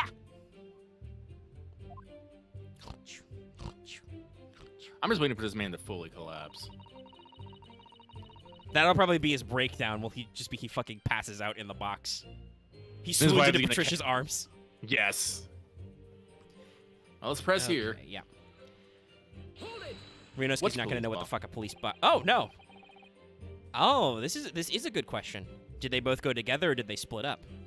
Was it your husband who went to fetch help? No, I won't. I may not be a police officer myself, but I am the proud wife of one after all. Well, since Van Zykes won't shut the fuck up about it, I guess that counts for something. Isn't that right, my darling?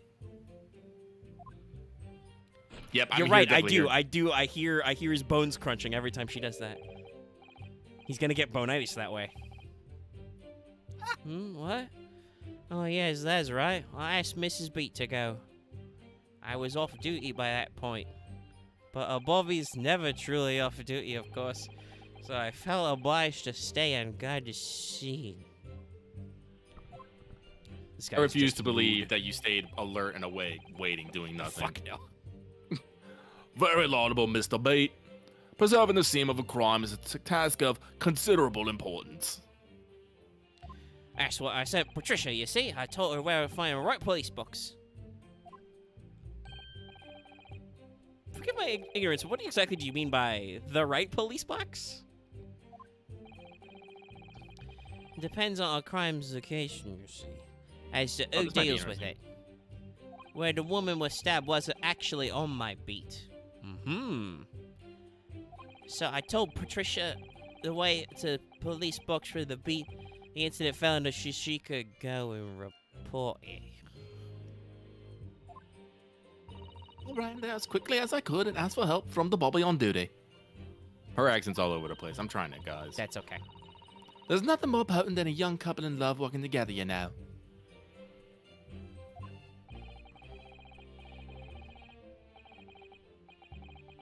And thanks to your swift response, the case was quickly resolved. The actions of 2 model citizens. How much you want to bet that Van Dyke is gonna, as soon as we start breaking everything down, we're just gonna call them. He's just gonna switch to immediately insulting them. Yeah, I don't know.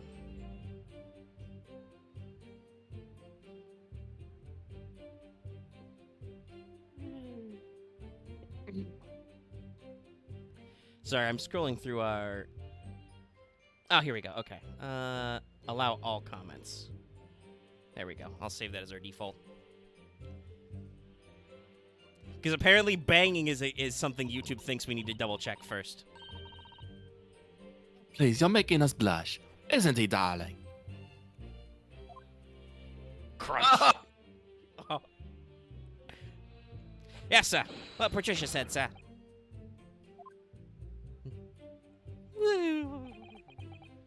Let's move on, shall we? Okay. So that didn't add any facts, but that was important. Because we found out that it allegedly wasn't on his beat and she had to run away somewhere. Alright, well, let's press the last statement. And then if we're completely off base, Susato will say something helpful. But surely you wouldn't have been able to see his face by the light of the gas street lamps, would you?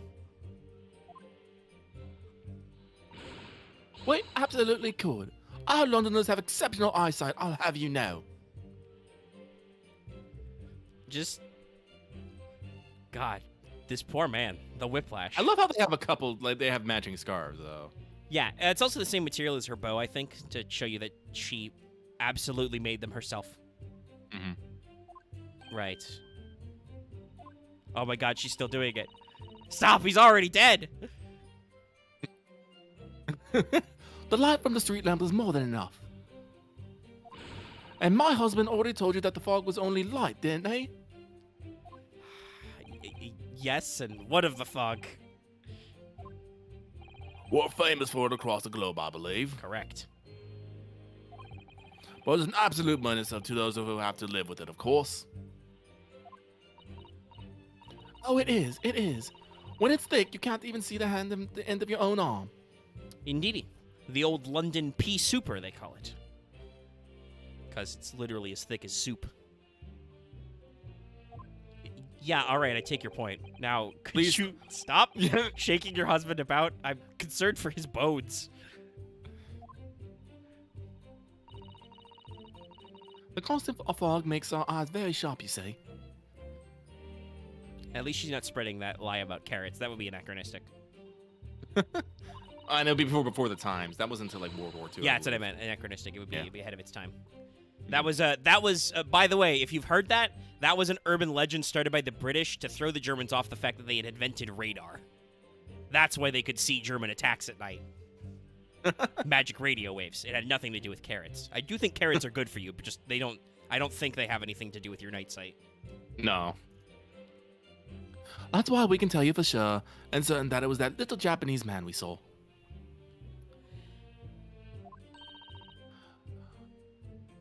Aren't we, darling? Oh, I mean, I don't think this is not an allegory for spousal abuse. Just the dude is asleep.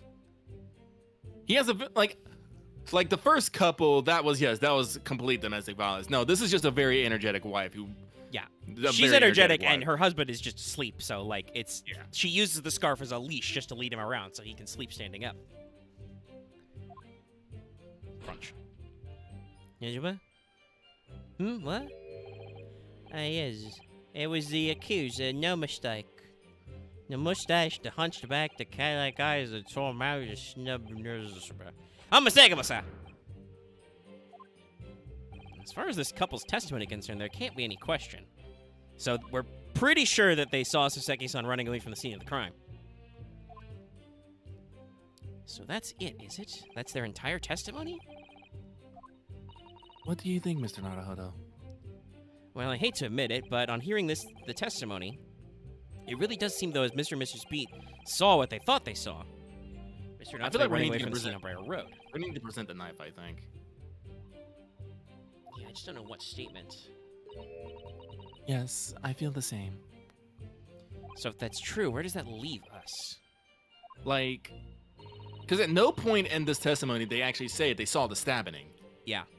I guess we'll see if it moves on to a follow-up testimony or if we have to go back. Oh no! What do we do?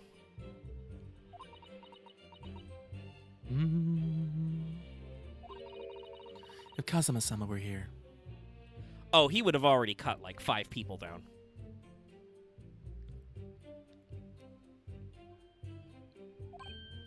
What are you trying to say? I think he would try to find contradictions somewhere else within their testimony. Well, actually, that is I guess they say if their eyes are so good, why did they only see silhouettes? Yeah, but I don't think we Maybe? have something to bounce off that one. Let's see. Stab in the back, blah, blah, blah. Stout, da-da-da. Pavement east side. Unconscious. Single wound, no injuries. Running away reporting. Yeah, that's... It all fits their statements.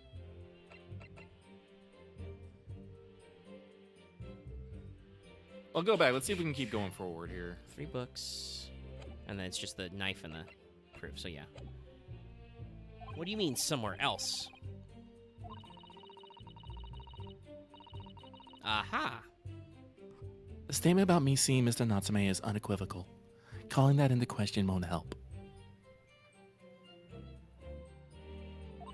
But if you can identify some other part of the testimony which appears to contradict the facts, I do think it's the knife. you might be able to discredit them to make the jury doubt if the pair's memory of the day is accurate. Right.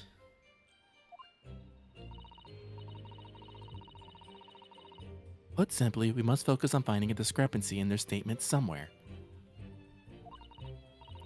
Oh yes, it is true that carrots are like good for your eyes, but they're good for your eyes in a general sense, not a we can see in the fucking Yeah, dark as I sense. said, they're not good for your night vision. Yeah. And if the British Army, if the Royal Air Force ate that many carrots, it could also just be to prove the legend. Like if you're German intelligence, you would be like, well, they're eating so many carrots, that must be why they see.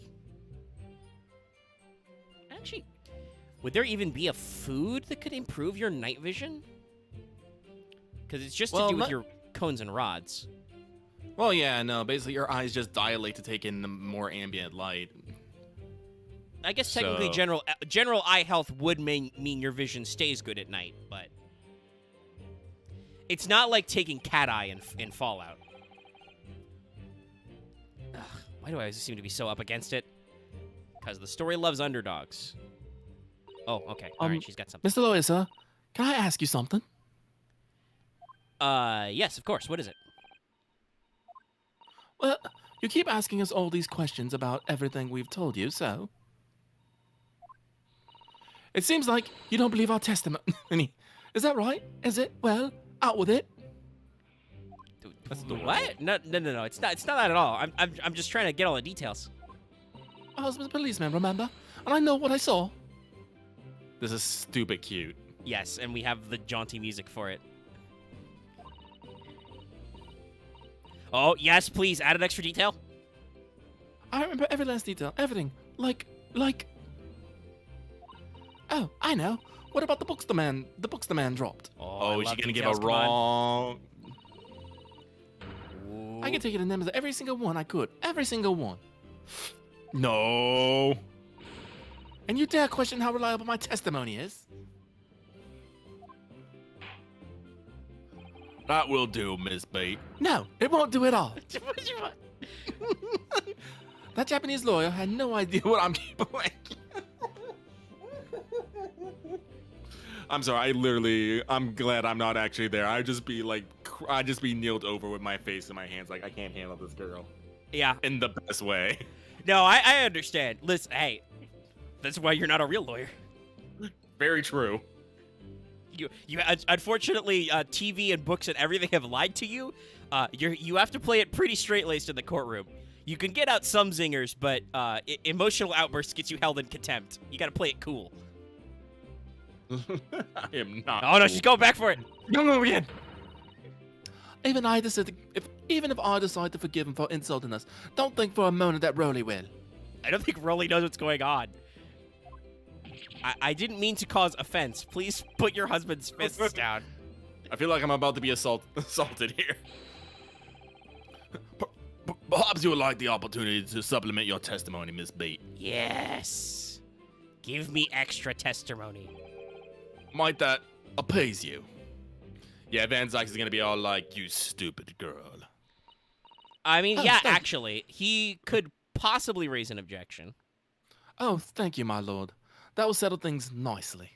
But we are still in the middle of my cross-sex, so actually I don't think he can stop us. Well, let's see it. Let's see it. Wouldn't it, darling? Oh. Nope. Oh, wait, nope. Let's hear it. Well, press. 4 books, you say? Run those by me. We know that there were books dropped at the scene of the crime, as you say. Those purchased by the accused at the nearby second-hand bookshop on the day in question. Well, that's the beauty of these type of games with the 3D models, is you actually, like... while sprites are very sophisticated in Ace Attorney, remember those were originally for Game Boy, so, like, Game Boy Advance, like, so... They don't really acknowledge and they make their best use with very limited sprites, so... I've been to the police box for help, Well, I decided to have a good look over the area for good measure. Looking for clues, Scoob. I'm a proud policeman's wife after all. I did it for Verily. I mean, you can still raise an objection even after the judge allowed it, because he hasn't blocked your objection, but yeah. This is the power of the court is that hypothetically the judge can basically do whatever the fuck he wants. And if the judge fucks it up, you can later go back and like appeal and be like, "Hello, we would like this trial to be retried because account that our judge was a bungus. He, you know, made all the witnesses eat onions before they testified or something crazy." But I don't actually think there's anybody who has the power in the courtroom to be if the judge is like, "Eat this onion or you're in contempt of court." I don't know if anybody has any power to stop him. Like, the lawyers can object, but what can you do? Challenge him to fisticuffs? What are you going to do? Challenge him to fisticuffs? The bailiff's right there. Sorry about that. I had to take a sip of my water. And what was your husband doing at this time? God. I knew. I mean, I knew that was going to be the result, but I know it, but god damn it. Oh, he was laying face down on the snow, getting some well-deserved rest. He works ever so hard, you know. Ever so hard. Don't you, my darling? I guess that's why his nose and face are pink. He sleeps in snow. Interesting way of feel like guarding we the should have scene just of said the that crime. out loud, for real. Yeah. Well, I mean, Well. if we did though, she'd beat us up with her husband's hands. Well, Miss Bates, seeing as you've regaled the court with the tales of your powers of recollection, would you be so kind to recount the titles of the books you observed at the scene? Thank you for getting us back on track, Your Honor. No problem. I'd be happy to. Now, are you all listening? Rolly's not listening. There was the picture of Monsieur something or other, and what's its yearnings? This is horrible.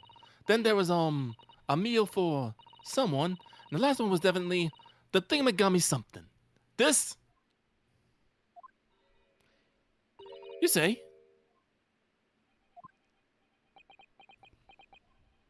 I feel like everyone should be. Yes, I see there are 1 or 2 holes in your memory. Oh well, there's those along those lines, I'm quite sure. That's okay. We got her on the fact that she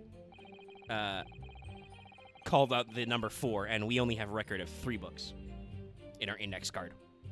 Or, what's his face's receipt is 3. Sorry to cut you off there.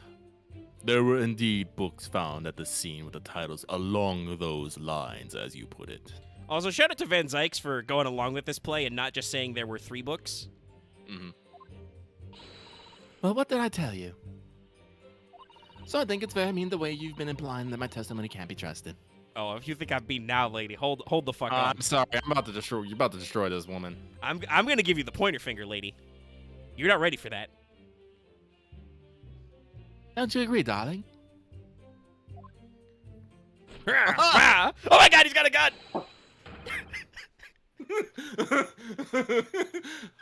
Sorry, I was just so genuinely not ready for that. I wasn't either. Jesus. It's like that fucking meme. Is that a sleeping There's a police officer? gun! He's got a gun! Blam, blam, blam. Anybody who upsets my position will have to answer to me. Sorry, I'm sorry I screamed. That literally caught me off guard.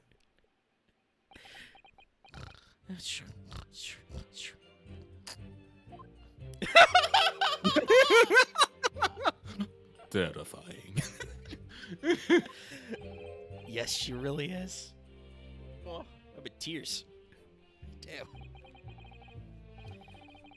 Yeah, blah, blah. It's their testimony. Yeah, we got to the end, but it's all the same shit. Yeah. Is it all the same shit? Yeah, it's finding contradiction. Yeah, it's this line of plays when you get to the end of their testimony level, but I got it. It's fine. Just roll me back to the statements. It really was just the same. That's weird. I mean, there's a lot of redundant dialogue because you can, go through these. Like, you could have just flicked through all 5 and then got to the end. And she might have, because none of them were relevant, she might have done that anyway. Anyway, hey. Objection. Oh, the music stopped. So, you're saying there were 4 books. That's right. I remember all of them.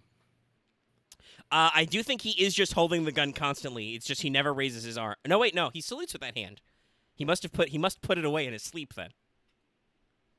So that man can literally quick draw in his sleep. Terrifying. What do they feed these police officers? Bangers and mash. I mean, that's just, if you guys don't know, bangers and mash is just sausage and mashed potatoes, so. Mm-hmm. Yeah, we Listen, you know the lines already. I'm sorry, Mrs. Beat. But there is a fundamental flaw in that statement of yours. No. What flaw? Simply that, at the scene of the crime, there were only 3 books, not 4. What? Alright, we're getting the zams in. This is a receipt from the bookshop where the defendant bought his books. Your books? Yes, and it details Mr. Natsume's purchases that day. But as you can see, only 3 books are listed. Smug. Only 3? But no. I can't be. I remember seeing them. There were 4 books, I tell you. 4 dirty old books. Oh, really? Have a good look at this photographic print of the crime scene. Now it's my turn to bring this shit up. I wonder if we could have used this as well. We might have been able to. Sometimes you can use 2 different pieces of evidence. As you can clearly see from this evidence as well, there are only 3 books. 1, 2, 3. Ah. Well, I just don't believe it. I saw them there. I swear it. I saw them. All right, so either you're full of shit or somebody tampered with the crime scene. No, madame, No, I'm ma- afraid your powers of observation cannot be relied on.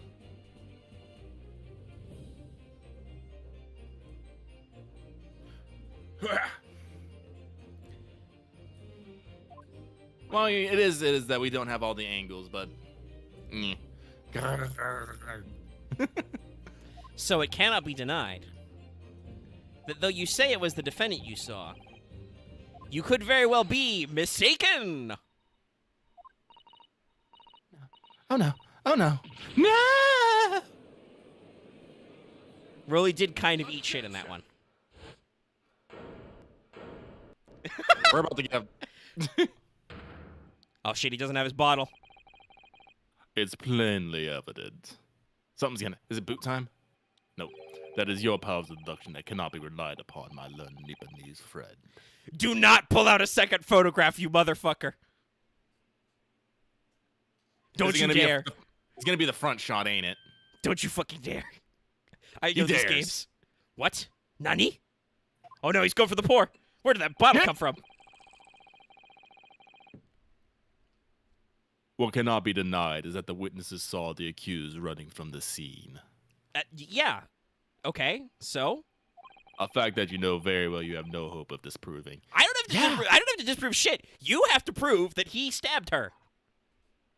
I still haven't heard any word of any actual stabbing happening yet. I know we're saving that for, like, the third act of the case, but still, you can't get me.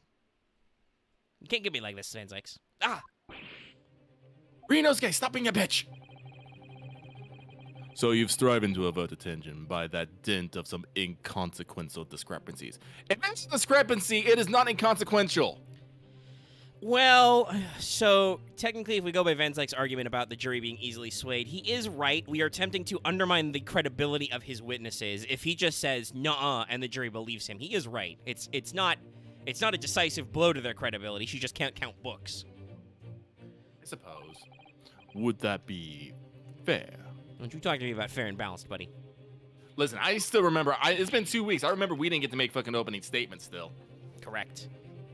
Lucky. Spoiler for however many more games in this series we end up doing. We never get opening statements. It's absolutely bullshit. But the judge never once asks for our opening statement. I don't even know. Even because the Miles Edgeworth games are investigation-based, do you even go to court? Does he get an opening statement, or does he just catch the guy and we just assume that he puts them in jail? I don't even fucking know. Anyway. Ugh. What is life? He sees right through me. But your plan has somewhat recoiled against you. Oh, he does have a second fucking photograph, doesn't he? It's gonna be a front photo, and I'm going to immediately see something that makes me go, wait a fucking minute. I mean, I'm gonna maul anyway, because where's my fucking discovery? If you have 2 photos, show me the photos. You show me all the evidence. This piecemeal evidence shit is kind of bullshit. I'm not gonna lie. I mean, I get it's for dramatic tension, but yes, almost everybody who has played these games and who is not an actual, like, child they were targeted at has been like, hold on a minute, that's not fair. You can't save evidence for the second part of the trial. Honestly, because the fact that you're holding on to evidence is what makes these trials go so fucking long. Stop that. Okay, so you physically go to a courtroom, but I don't know if you actually do a whole court scene. What are you talking about, buddy? No. Don't. It's quite simple. Let me explain with a toast. To the policeman's wife and her entirely accurate testimony in every respect. Oh.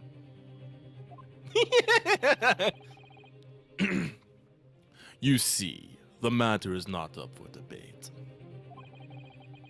At the scene on Briar Road, a total of 4 books were most definitely found. Motherfucker, why aren't the books in evidence then? Objection. I object. But what about the photograph? The evidence you presented me with, there's only 3 books. What, right? Only 3 can be seen fucking in damn that it. print. I knew it. Yeah. That print? You mean to say? No! There's the The candelabra. torch! Oh, okay. Oh, right. It's not as bullshit as we thought. It's still bullshit. Yeah. Because she's holding a Hold on a fucking minute. Minute. Hold the fucking phone. 1, this book is called The Lion's Pride. 2, this book is burned. 3, I need to get up a minute and be like, Your Honor. This is Sidebar with juror number 4. Yo, Miss Garrett, what the fuck? Did Miss Garrett like throw this book and bean this fucking woman? Allegedly, they claimed their window was closed and it's not broken, but anyway, I don't even know who's saying this. I think it's Ryunosuke. It's the 4th book. As you will observe, the 4th book was hidden from view in the original print by the victim's torso.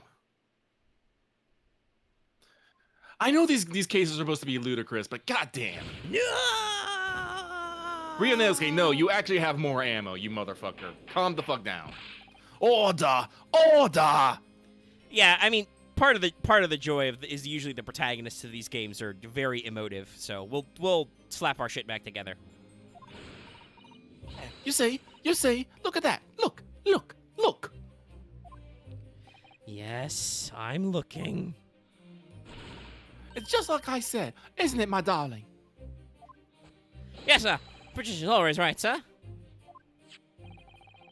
Let us study the receipt for the books purchased by the accused on the day in question. By the way, she absolutely did not well, actually, if you said the thingamagami something could be the Lion's Pride, but still, that's a big reach.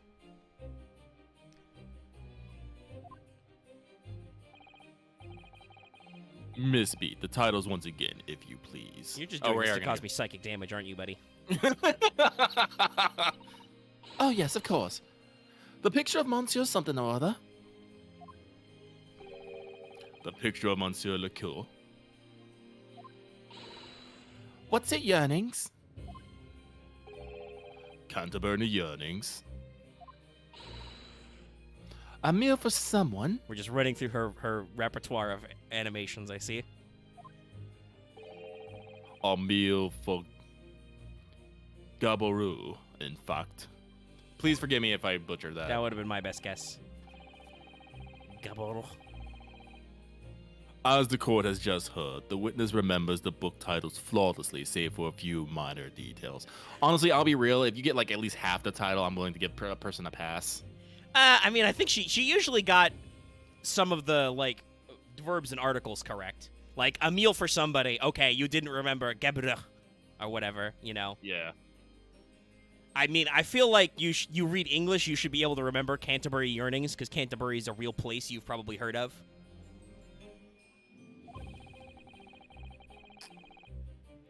Well, I would not say they were exceptional. I would consider them average.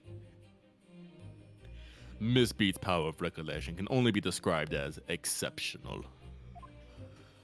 But yes, also, emotional damage. Yeah. Did you hear that, Rolly? The gentleman paid me a compliment.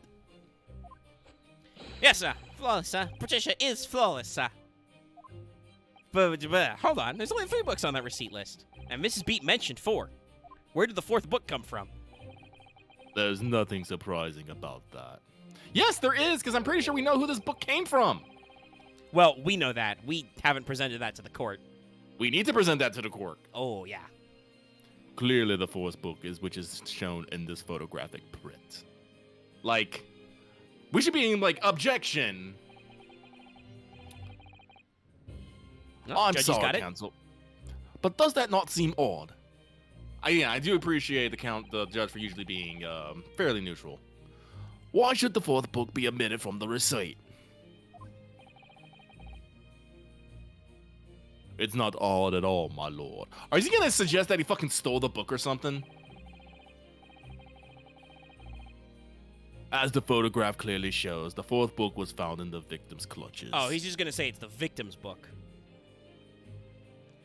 Van Zykes, please don't tell me you're going to try and put the motive that my client, who you still haven't demonstrated shivved the victim to steal her burned book.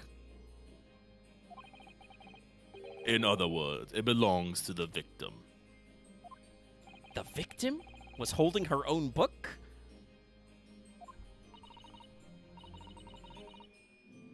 I wonder, what became of that fourth book? Well, if Mrs. Beat is so correct, then it was entered into evidence because it was collected at the crime scene by the police. Give me the book. Thank you. Obviously. Oh yeah, but didn't fucking I can't remember his Garadib have like a weird book? I'm pretty sure they switched. I'm pretty sure some books were swapped. Well, yeah, and the thing that burned was the carpet directly in front of a bookshelf. So Yeah. Obviously, it wasn't overlooked by the investigating officers at Scotland Yard. Are we gonna actually submit it to as evidence? Give it. come on, you Give got it it. to You me. got the image. Yes. Yes. Yes. Give it to me. Give me that book. You've only made your own undoing, Van Zykes. Omae wa mo shindeiru. I have it here as evidence. Nani? And then instead of him exploding, it's his wine glass. His wine bottle just blows up. By the way, he didn't ask us to pray forgive him for tucking his sacred chalice into the candelabra. Oh man, he's gone full rude mode. Oh, and the print. You will, you will submit that and the aforementioned photographic prints to the court, please, counsel. My pleasure, my lord. Give me the juice. The second crime scene photograph has been entered into the court record. Yeah. The fourth book has been entered into the court record. That book, that second one doesn't look burned. Oh, I'm gonna take a look at that one. The prosecution rests. I'm gonna remember you said that. That means you're gonna shut the fuck up for a little bit until we move on to the next witness. I have nothing further to add. All right, you said that. Now be quiet. What? Shush. That is true, by the way, actually. When you say you rest in a legal tense, that means you're done. Like, if you're doing direct examination or cross-ex, that means you don't get any more. You have to shut the fuck up. You seem surprised, my learned friend. I'll give you this one. But your resistance until now has been in vain. Entertaining, yes, but futile. The spurious longer route to the accused lodging that you tried to establish in your summation examination. Hey, hold on. Objection, Your Honor. He's still trying to argue the case. He said he rests. And the attempted discrediting of the witness' powers of recollection in your cross-examination. Which I never formally ended, by the way. Futile? I walked right into this, didn't I? No, you didn't. It's just that Van Sykes can't shut up. Correct. You see, everything we said is true. Oh, no, Axe, you're absolutely correct. Van Zykes is full of shit. Like, his literal argument is, keep in mind that, to be fair to Van Zykes, he has also only had about a day to prep for this trial. Even though he's still holding out on us. But his entire argument is just, okay, so a policeman was there, and he said that he saw this guy flee the scene. He's literally the only guy at the scene. Therefore, nobody else could have done it. And this guy literally keeps spending fucking gear and intel just to pull shit out of his fucking pockets. Yeah, basically. That is, funnily enough, that is relevant because the next job I'm going to write for this brawl is going to be the courtroom job I wanted to do. Really, a courtroom job? Yeah. Oh. What kind of job is that? Are we actually gonna have to go to court? I don't know if you guys will all enter a court, but yes, I think the job will be that you're gonna be assigned on the deal to help a guy who's accused of a crime. So legwork will be courtroom prep, and then action phase will be the day of the trial. Whether or not you guys are all actually in the courtroom doing courtroom antics, we'll see. Some of you might just, be lurking, Claymore might be, lurking in corners, smoking cigarettes, being like, hey, witness, don't go to the trial tomorrow. Oh yeah, I can totally fuck shit up like that. Oh, I totally should. I'm gonna keep that in mind. I'm totally Wolf gonna be is a described fucking as a bailiff. I'm pretty sure you read that line. Yeah. Sorry. I'm sorry. I think this man has a. Wasn't expecting that problem. read. Yes, Pat. Marry me, Pat. So, perhaps the ladies and gentlemen of the jury would like to reconsider the decision. You rested? Excuse you. You're done? You say that part, then you rest. Should the court waste any more time on this Nipponese travesty? The only travesty here is your language. Your fascism is impeccable. And I love your hair. Or is the decision you have to make all too apparent already? You have heard all the witnesses and seen all the... Excuse you, we literally only got 2 pieces now. I mean, he's basically... He's cheating because he can't do that, but he's basically doing closing statements right now. Yeah, he's just forcing it forward. I think that's his main power. He just keeps trying to push through. It's like, no, ignore everything he says. I'm right, I'm fucking right, I'm a vampire, I'm cool. I wake up every morning, my hair falls exactly like this. That means I can't possibly be wrong. This trial has run its course. Mr. Naruto, I'm afraid we're in a terribly precarious position. Yes, because this man literally does not shut up. Susanoo, hold that thought. Oh, we can only magnifying glass. All right, so we can't get any more on that, but yeah, that I'm pretty book sure you the book burned. we can open up. Yeah, open that book. Look at that. Oh, look at this. This book has been badly burnt. You're right. You'd never be able to read it in this state, especially not the later pages. What a terrible waste. Yeah, so clearly you wouldn't have bought it anywhere. Well, he didn't say that the victim bought it, just she was carrying it. Sorry, I think I'm gonna like sprain the muscle just how hard I'm fucking flexing. Just what a terrible waste. Judging from the scorched edges of the paper, I think the damage must have occurred very recently. A book recently damaged by fire. Why does this seem to raise a red flag with me? This was literally yesterday. Listen, I understand you've been through a lot today, but also you did a Herlock Sholmes dance for this. The 4th book has been upgraded. The back cover is badly burnt. All right, so that was important. We can examine the front. Can't find anything out of place. Does the Lion's Pride not ring a fucking bell? No. I mean, to be fair, Mr. Garrett did mention like 3 or 4 lion things. True, but it's been like 2 weeks, and I still remember that the book that his favorite book that got lost was The Lion's Pride. I know, but if I fight back in the wrong way now, I could very well make matters worse. Oh, so you're telling me there's a dialogue? Yeah, there's a dialogue option with HP. Think, Ryunosuke, think. What do you do? Raise an objection. Objection. Your Honor, I object. I'm not done yet. That's right. No, my learned friend. It's over. Shut your face! Well, you too bad, dapper buddy. bastard. You don't get to decide that. Me and the judge get to decide that. That last conversation with you.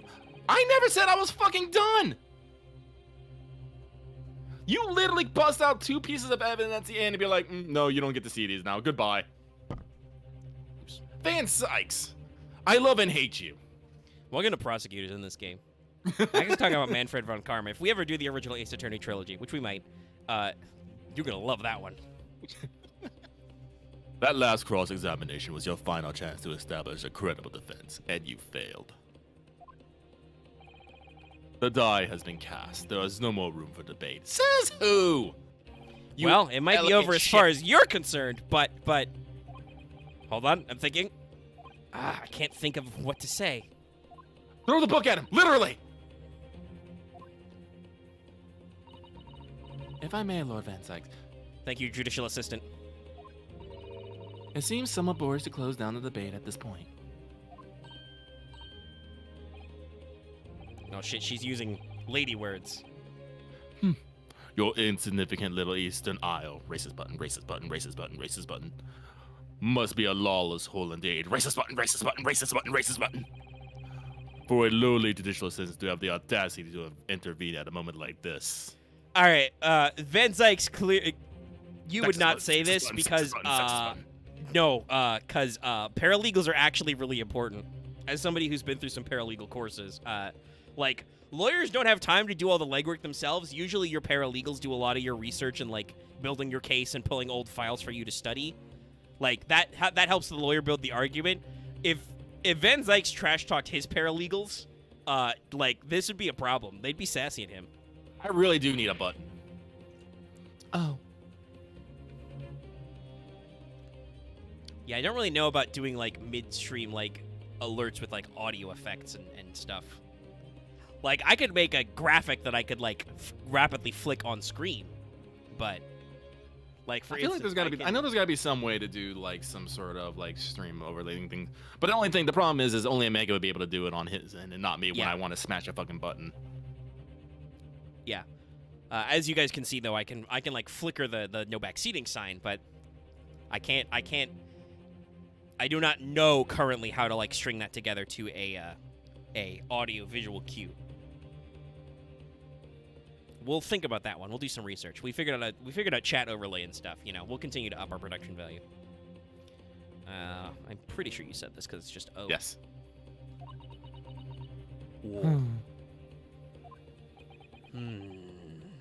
Ryunosuke, don't let fucking Susato sometime. I am, to my shame, still a very inexperienced lawyer. So you have to forgive me, but I consider my assistant's advice essential and her opinions invaluable. Mr. Naruhodo.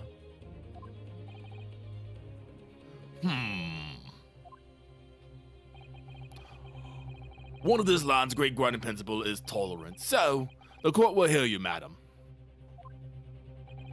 Go ahead, Yes, Mr. I will Sutter, tolerate your womanly ways. please. Hey, it's better than Japan where we left, where Susato literally wasn't allowed in the courtroom.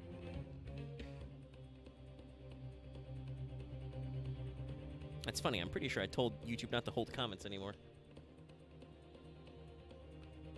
Let me double check that button. Maybe it just hasn't gone into effect. I don't know if it will update like midstream or something. Yeah, maybe not. It is still off. Who knows? Maybe that's comments, not messages.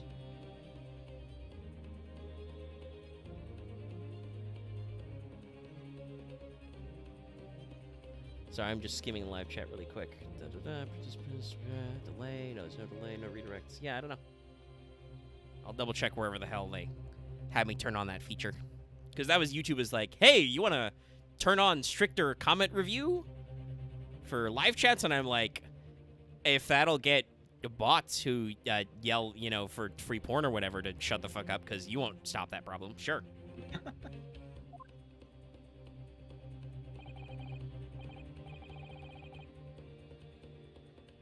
Very well. Pray, what insight can you give us? Please, Susato, and please tell me you remember where this fucking book came for. What? Either that or the knife. One of those two things. What have we all overlooked in this matter that you see fit to pursue further? Come on, Susato. Yes. Yes. Yes. Well, the court has been presented with new evidence, but only after the last Chronicles examination finished. I see. And you believe that this new evidence warrants further examination, do you? Mr. Naruhodo, what do you think? Yes! Yes! It is. I've already looked at it, Susato. It is. It's just possible that this new evidence might be the decisive proofs we've been waiting for. The judge is sure to ask the members of the jury to announce their leanings in a moment. Game, are you really going to give me the double question box? And of course, he's sure to ask you to explain what the crucial piece of evidence is and why. Oh, I know what it is. So we must take this opportunity to examine the newly presented evidence as thoroughly as possible. We're already there, fam. I understand, and thank you, Miss Susato. This is it. Susato's going to manage to win us one last chance here. I can't let it go to waste. The defense wishes to present evidence, my lord. Ugh. Very well. The defense may present one further piece of evidence. Book. The game, well, you gotta remember. Also, they Ace say Attorney- I may present one further piece of evidence. I still have 5 pips in my life. What were you going to say? You do have to understand, we are reasoning adults that has had a lot of experience in life, and Omega has legal knowledge and stuff. So we can look at all these duns and immediately connect the dots, but that isn't necessarily to say because these games are targeted towards younger audiences. Yeah. What is the actual age rating on I think Ace this is Attorney? this. Some of them might be T, but I think most of them are E. Like they were literal Game Boy Advance games originally. Yeah, no. So while I understand, like I get frustrated at this because like a lot of people here, we have probably consumed a lot of fiction, a lot of nonfiction, and we have already seen the pattern. We already know the patterns and know what to look for when trying to discover something. But someone who's necessarily younger might not like automatically do it, so they might need a little bit of a guiding hand. These games have to be built so that everyone can solve the crime without too much trouble. We have to go by the lowest common denominator, not necessarily how smart you are. Time for the book. Yeah, hold on. Sorry, I'm actually trying to like grab the. Can you fucking help me out here? Internet, Google. What's happening? I'm just trying to like look at it, and I'm shocked. There's like in the public information on Google in like the first like 5 results, there's no like rating. Where's my ESRB? Aren't they supposed to like get in there and do this? Let me see. Let me try Ace Attorney. Yes, sir. Okay, Yes, sir. this Ace Attorney Chronicles is rated T for teen for blood and violence. Okay, I can understand that with some of the crimes we've seen, but still, that's a broad spectrum of people you could be aiming for. It's gotta be rated in a way that interesting. Dual Destinies with M. Wild. But like, still, they're written in a way to be like you said, to be approachable to a broader audience who may not like. I mean, I don't understand why you would play this game. Oh wow, hold on, I need to like change my sitting position. I just realized my like shirt is like sweat through, and my chair is now very cold. Oof. Because I leaned forward away out of it for a second. I'll sit up a little bit as we do this, but yeah, book. Take that! But like, it's gotta be open-ended enough for casual players who are not necessarily like, because by the way, this game is super well reviewed and rated. It's got like an 83 Metacritic Did you score. mean to present the photo? No, I presented the book, didn't I? Oh, okay. I'm pretty sure we were on the book. But I think this might be another case where either works, because he's about to say that it is from the, because it's saying the evidence in question is what we can see from the presented photographic front of the crime scene. Okay. Yeah, the fourth book Okay, found okay. in the victim's hand. Yeah, so I think either works. Okay. Objection! We have already discussed the fourth book at length. I don't know about at length, buddy.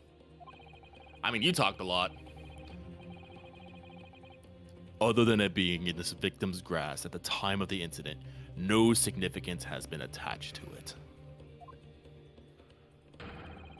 Pursuing the murder father would be a flagrant waste of the court's time, as you well know. You're the one holding evidence and just dropping it whenever you feel like. Yes, I'm afraid, counsel, I must concur with the prosecution on this matter. When I afforded you this opportunity, you led the court to believe that the evidence in question contained a hitherto undiscovered clue. Oh. Venzex is very agitated about that. So I must insist that you elaborate. Elaborate. Yeah. You will identify this clue at once. This is probably when we like do the Zoom in, enhance. Do I make myself clear? Oh, yes, my lord. It's This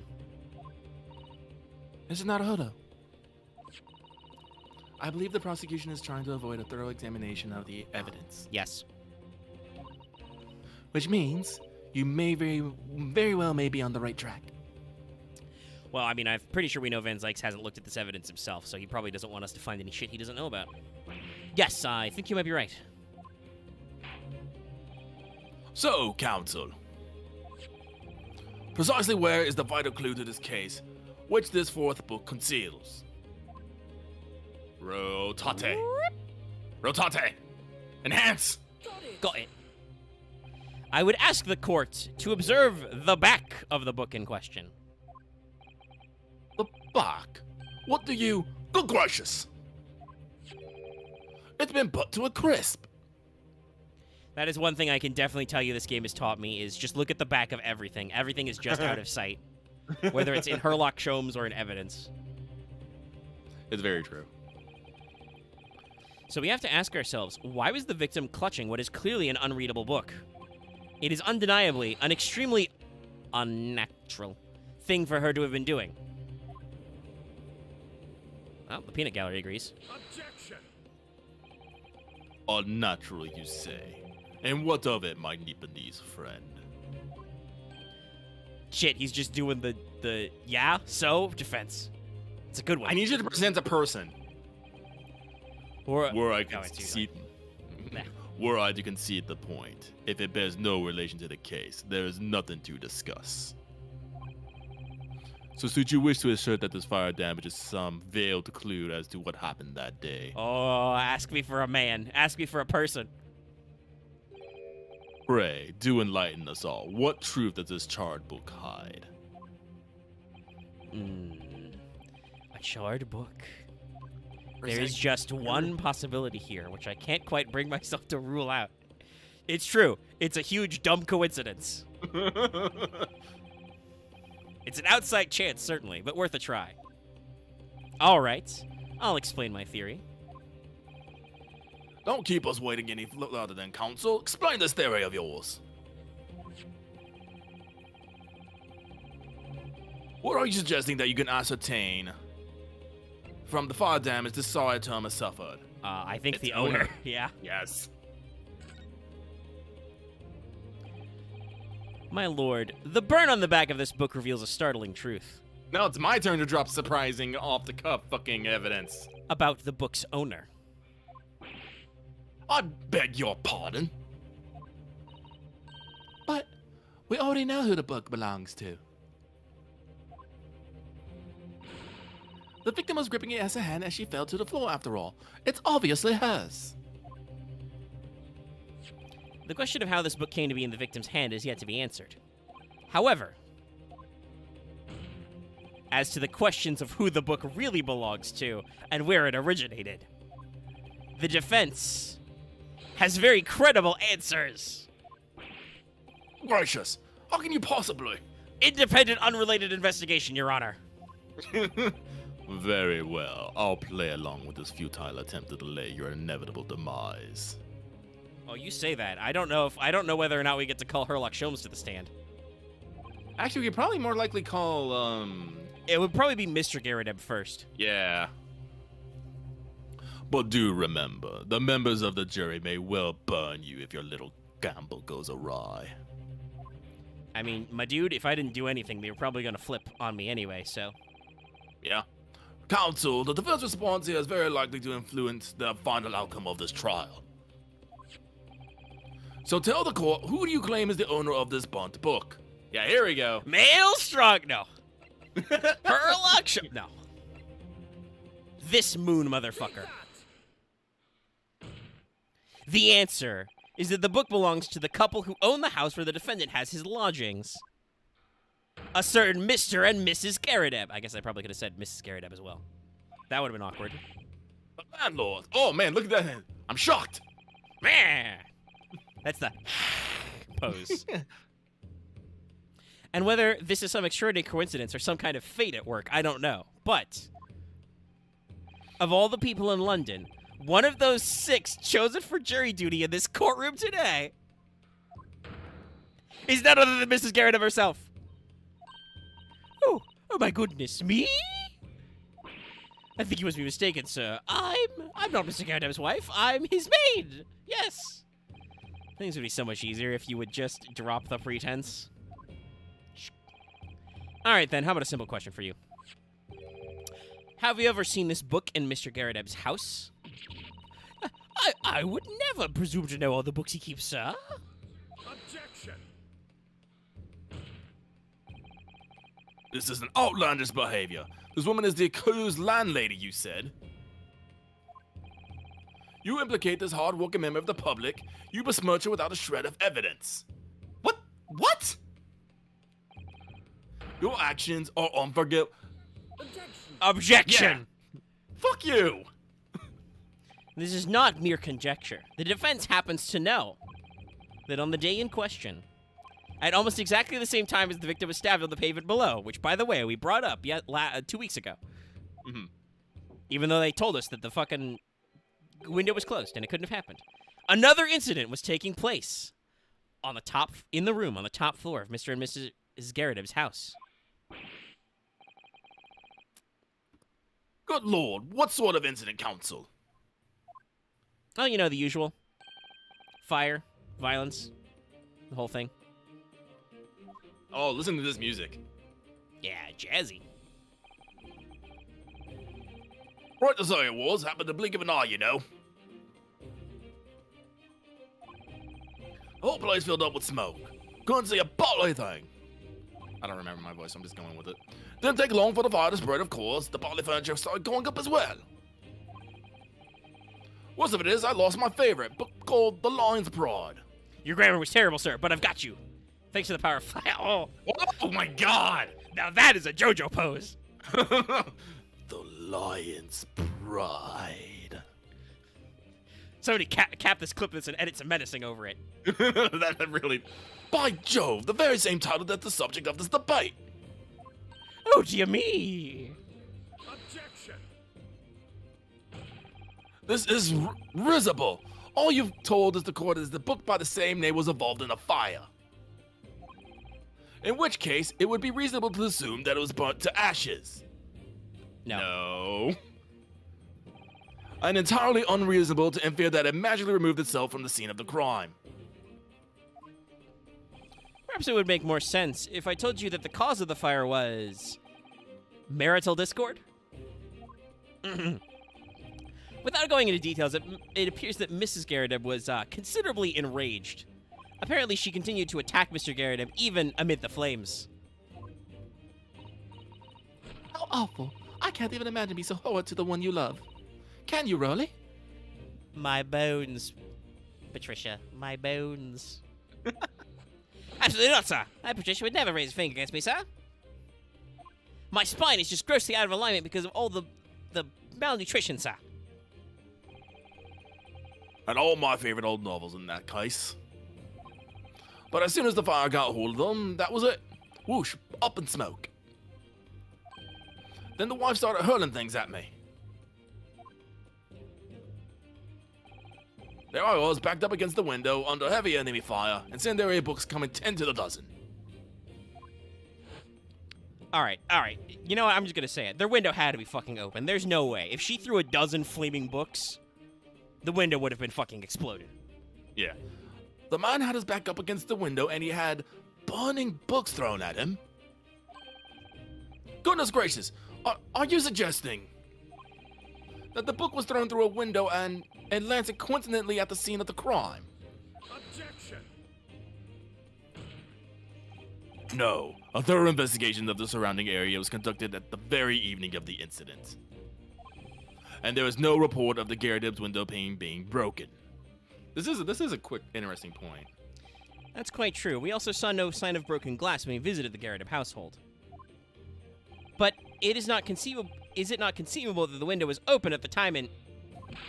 Not even remotely. Let us not forget the season and the chilling weather that accompanies it.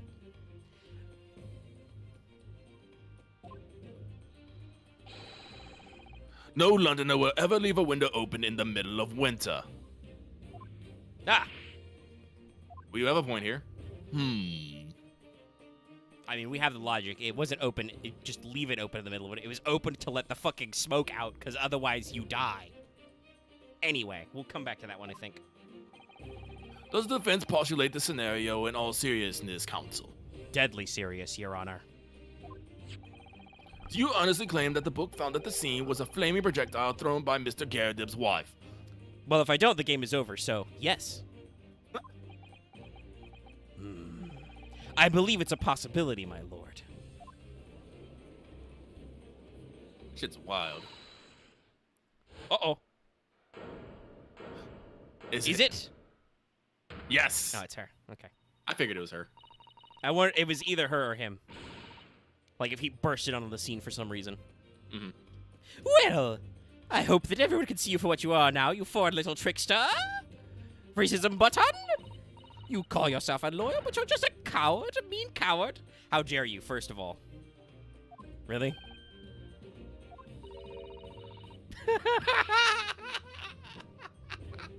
Little tiff. Claiming that our little tiff set the whole neighborhood alight, honestly. Implying that I'm merely posing as a maid for appearance's sake. How could you? It's nothing to do with this beastly case, not any of it. All you've done is sully our family's name. No, I assure you, that was never my intention. I'm just trying to point out. Dragging an upstanding citizen's name through the mud to simply divert attention from your failing defense. Whoa. Whoa, he dodged. Almost got Big Burlyman there. I should box your ears, that's what I should do. It's utterly unforgivable. To ride. Shut up. Bruce Fairplay. How long have we sat here now, listening to this Nipponese spouting his fancy foreign theories? Well, you've already still voted in the black, buddy, so shut the fuck up. But think about it. At the end of the day, the only person who could possibly have stabbed the victim was that little hunchback with the mustache. He ran away from the scene, too. No. You're right. No, no, no. It's true. Yes, what did I tell you? Makes sense to me. Sorry? What's that? Well, it would appear that the ladies and gentlemen of the jury are once again in full agreement. No. Old guy didn't say shit. Don't you fucking dare. Also, can I just cut this straight on and be like, this woman's a fucking liar? I want to claim fucking perjury. Well, Well, she's not a she's sworn not- witness, no, so no, we no, can't no. perjure her. Well, fucking put her under oath then. Fuck. Yeah, What's no, your what we position? should do is be like, fuck you. I call you as a witness. Give me a backup up here. juror. Which, by the way, What they is do your- actually have them. Sorry, I keep cutting you off right now. Yeah. What is your position, Lord Van Zykes? We're fiery. We're fiery tonight. We've been doing this for 2.5 hours, and we're still. Oh God, he's coming back to the cup. Fuck. Who gave another chalice? In truth, my lord, I feel that these have been unnecessarily protracted meetings. It's literally been like if you total up the actual court time, it's only been like 3 hours of real time. For a video game, it's long, but for real life court proceedings, it's nothing. I don't think we've even had to stop for lunch. Okay. But then, one must always exercise patience in order to savor the best vintage. You don't have patience. Fuck you, Van Zykes. No, wait. The mystery of the fourth book still hasn't been. Ah! A boot! He did the boot slam. If the books are your predilection, my learned friend, study them on your own time. Shit, he did the boot slam. I don't have anything to top that. Bleh. What? No, forgive the discourtesy this time?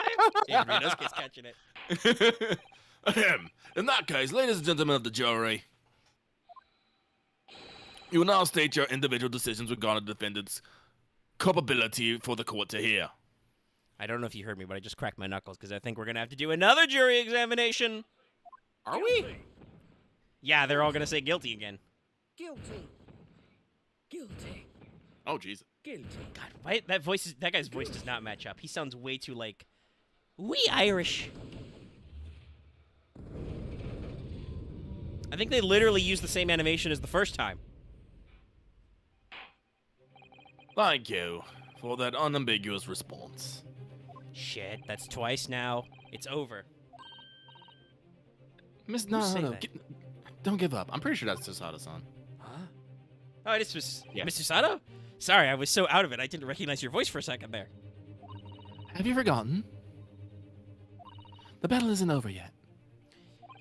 You're not suggesting. Twice? Of course, the defense has the right to another summation examination at this point. You can still convince the jurors to change their minds. You have one more chance. That's, by the way, why this summation examination is not real. But also, to be fair, real court proceedings are less bullshit. There's a lot more structure. Like, at the very least, we would be able to run through our witness and evidence list, and both us and Van Zykes would have to offer closing statements before the jury would fucking leave. Yeah, and Van Zykes can't literally just fucking bully his way into closing stuff. We never actually said that our cross examination was done. He's just like, no, it's done now. We move on. We're just like, No, the game just kind of senses when you run out of cross-examination juice and moves on. My lord, the defense asked to exercise its right to a summation examination. Again. That's right, he never got rid of the cup with the desk slam. You believe you still have the tricks up your sleeve. I mean, yeah. I bet you're gonna have to catch Mrs. Garrideb in a Oh, absolutely, contradiction. yeah. Like Yeah. that's got to be the thing. We gotta, and I guess it makes sense that they make us do another jury examination because that allows us to directly attack Mrs. Garrideb, as it were. Yes. I don't intend to trick anybody. I intend to uncover the truth. This is no time to be downcast. As long as there's a chance, I have to stay strong and determined. Oh, now is it a to be continued? Now it's the to be continued. Okay. All right, I'm gonna go stand up real quick. Yeah, here. yeah. We're gonna save here and take 5. It's been 2.5 hours now. Yeah. I have to refill my bottle of water. So everybody, take a second. We're gonna save, get up, stretch. Yes, overwrite my save. Okay, we'll be right back.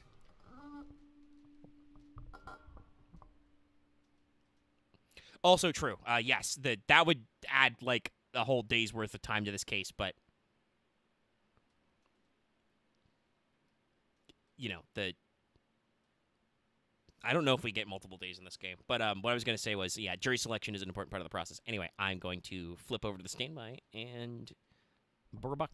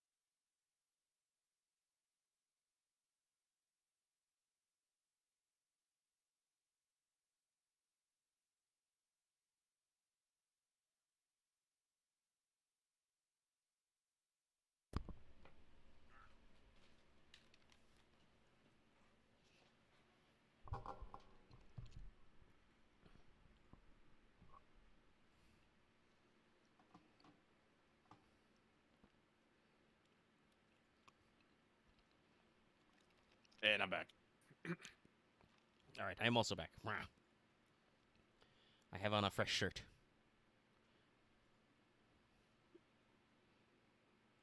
That reminds me, I need to look up some camp style desserts. I'm gonna take my position as team cook very seriously. I'm ready to get started anytime you are. All right. I will say on that front of the Jinsukai cooking thing, just if anybody in the team has an idea, just go ahead and throw me some stuff. I love that document, so. Oh yeah, well that's why I'm like, well, I said dungeon stew isn't actually something tasty, but it was something I was like, yeah, I'll totally do that.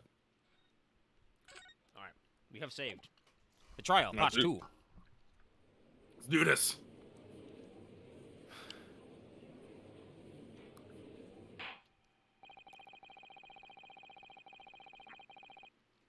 I have considered the defense counsel request for a further summation examination of the jury. And I have determined that the customer must uphold the defense's judicial right to this procedure. I'm gonna be honest, Ryunosuke's probably sweating. There is 2 giant bonfires in this room, and he is wearing a student uniform. It is the London winter, though. I don't know, like, what is the state of, like, I guess they have gas. Do they have gas heating? Yeah, because they've got gas lamps indoors. We've seen them. Yeah. I don't know. It's probably. I don't know. But it's this probably is not the as Old hot. Bailey. True. I bet they don't have central heat.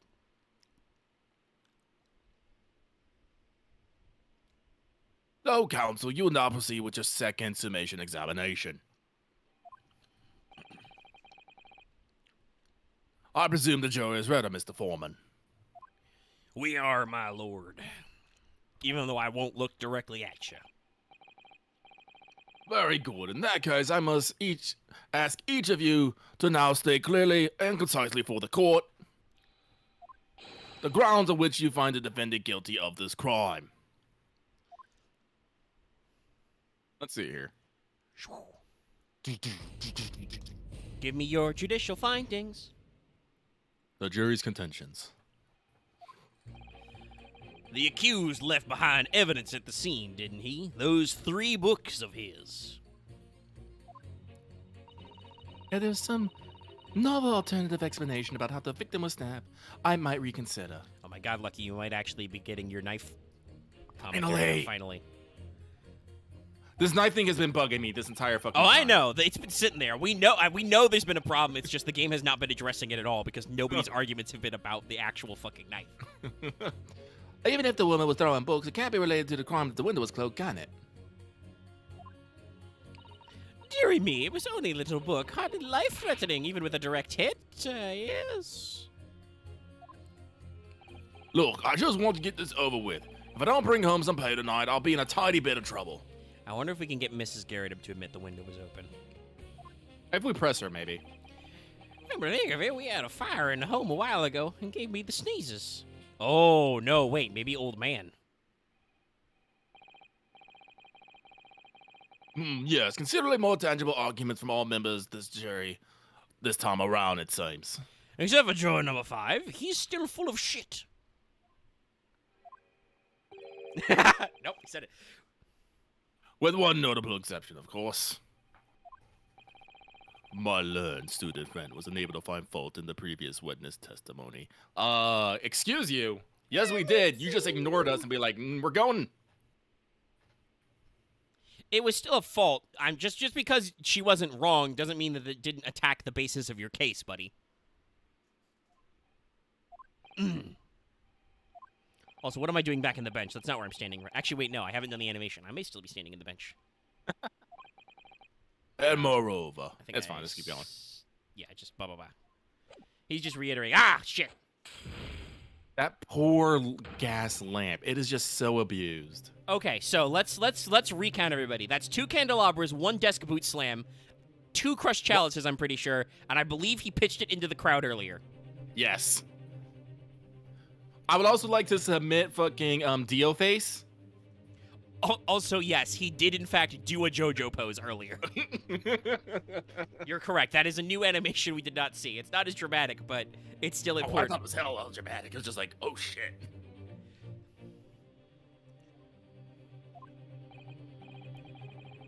Well, if the eyewitnesses are correct, it would seem if the conclusion has somewhat set in stone. I fail to see how it can be argued any other way. Luckily, you are the judge, and so it doesn't matter. That means, I'm afraid, that during the summation examination, it's essential that you establish some other tangible explanation for the facts. But how? What would even constitute a tangible explanation here? Isn't it obvious?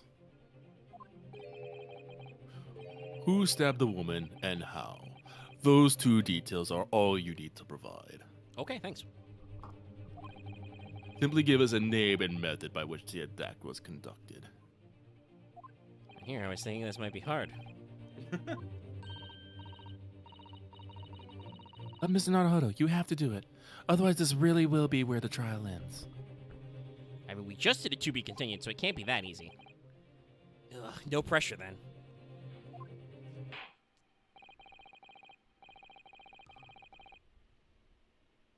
That's quite enough preamble. Proceed with the summation examination, please. No, Van Zykes is called the Reaper of the Bailey because even if he doesn't find them guilty. The people he goes against just die. They spontaneously combust or some shit. I presume you are prepared, Counsel. Also, he's a fucking vampire. Anyway. Oh, yes, my lord. All right, Renosuke, focus your mind now. Focus.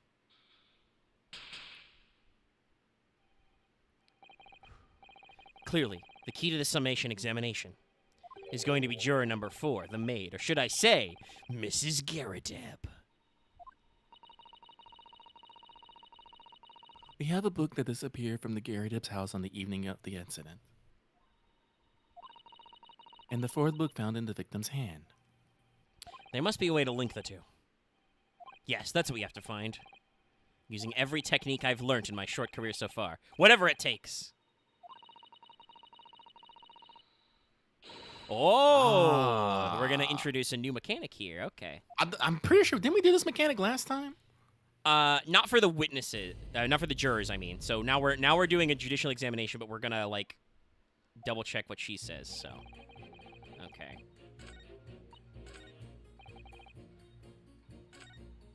All right. I mean, we've got to her first. Do we want to press her, or do we want to move on to these guys? Because they're just a little loosey-goosey. I mean, unless I feel like we should just like I guess we can. Who would you think we should press first? I don't think we should necessarily press. Well, actually, no. I think we do need to press Miss Garadeb because we're probably gonna need to pet her at some point. Yes. We may need some clarification. I'm just wondering because, like, this guy's like fire, sneezes, you know, and what was it? Somebody said something about the window being closed, right? Yes.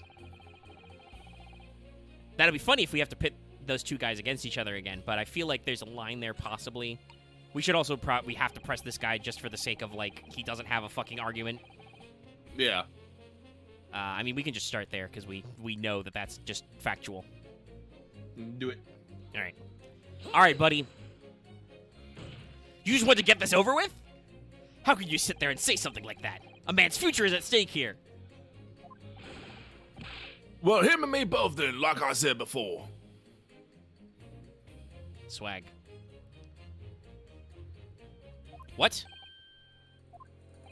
I told you already, I'm a day laborer, aren't I? If I don't bring home some breadies with me tonight, you'll find me floating face down in the Thames tomorrow morning. Oh? What? You heard me. My missus ain't one to mess about, you know. She can be fierce, believe you me. Another shining example of marital bliss, then. But I believe this may be actionable intelligence. A situation like this cropped up the other day. It was, well, Oh. Oh. you know, it's funny, but I can't quite remember. Sorry? It was too frightening, that's the thing. I must have blocked it out. God damn it! Sand People loss, got in it. Helpful. I wonder if Miss Beat will ever be dragged into the Thames by a scarf. It's Thames, by the way. You don't pronounce the H. Hems. Why? Why is it there then? I don't fucking know why the Thames has an H in it. Hems. Thames. But yes, it's the famous River Thames. Alright, so did he add anything there? No, No. but Oh, no, okay. Well, he still has the trouble. Okay. So we can do Old Man or Miss Garadeb. Next. well, Because I'm pretty sure we still have to, like, obviously we need to, like, build up for our next part of the case, but we still have to make 4 of them flip, I think. oh yeah, let's start with the old man, I guess. Old Man, tell me your secrets. Hold it! Does that have anything to do with your defense decision about the defendant's culpability in this case? Eh? Sorry? What's that? You have to speak up, lad. Can't hear you. Actually, it's probably a good idea just to press him anyway, just to actually get his actual thoughts. Could you tell me more about that fire? It was last winter. My grandchildren baked me a lovely cake on my birthday. It had 75 candles on the top, it did. What a sight to behold it was. You put candles on a cake? Was it some kind of devil worship? God damn it. This would be true. Yeah, Because no. I don't know when the fuck we invented the birthday cake tradition, but it absolutely wouldn't be in Japan yet. No. Honestly, large confectionaries are not a fucking thing.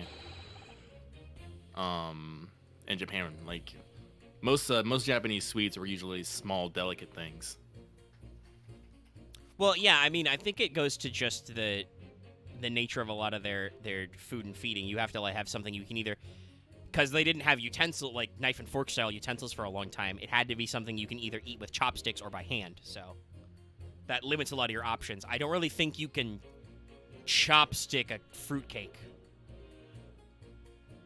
But you can make little tiny fruit like dumpling ball things, like dough balls, and eat them by hand. I also think they also had to get creative with their sweets because I don't think they actually necessarily had a lot of sweet things. Like I do know they had a few like red bean and whatnot, but I don't know if like straight red out bean sugar is was. sweet. I don't know what they would have actually done for sugar, because usually the way we make sugar, powdered crystallized sugar, I should say, is it's usually sugar cane or sugar beets. And yes, that means that I think sugar technically comes from the sugar we use commonly in like cooking and baking normally comes from vegetables. But yeah, there's a lot of options there. I mean, honey's obviously a natural sweetener, but Yeah, just you wait till I find my monster girl magical bees and get that magic honey. It's gonna be great. of course not. It was an angel cake to celebrate my birthday, obviously. Why is an angel cake in fucking? Well, I It think seems it's that's a pun because he said devil worship, and he's like, no, it was an Oh. angel cake. Oh, I get it now. It seems that there's a common custom here in Great Britain, Mr. Naruhodo. Anyway, I mustered all my puff to blow him out. Only I must have blown wrong somehow. Flames didn't go out, but the candles went flying all over the room. The furniture caught and everything went up. The whole place filled with smoke. Aha, right there. Definitely sounds like devil worship to me. Whole place filled with smoke. That's important. And by the sneezes, I presume you mean a cold. How did you catch a cold from a fire? What a fiasco it was. The grandchildren, bless them, threw water over me as they tried to put out the flames. And then, because the whole room had filled up with smoke, of course, we had to open all the windows to clear it. The windows. The wall! Ah, skeet. The biting winter air rushed over me like the devil dancing on my grave, it did. I caught a terrible cold from it. It put me in the hospital for a while. I won't forget that birthday in a hurry. That reminds me, I have a video I need to post to like our webvid or something later. Just because of his like devil dancing on my grave Wild West speak I'm doing here. I knew it was devil worship all along.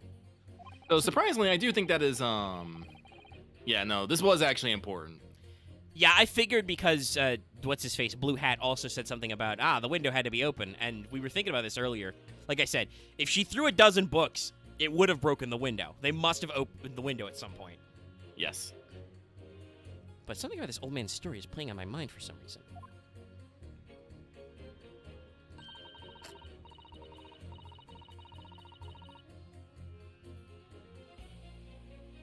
Well, no, I do think we need to first establish that, like, yes, the window can be open.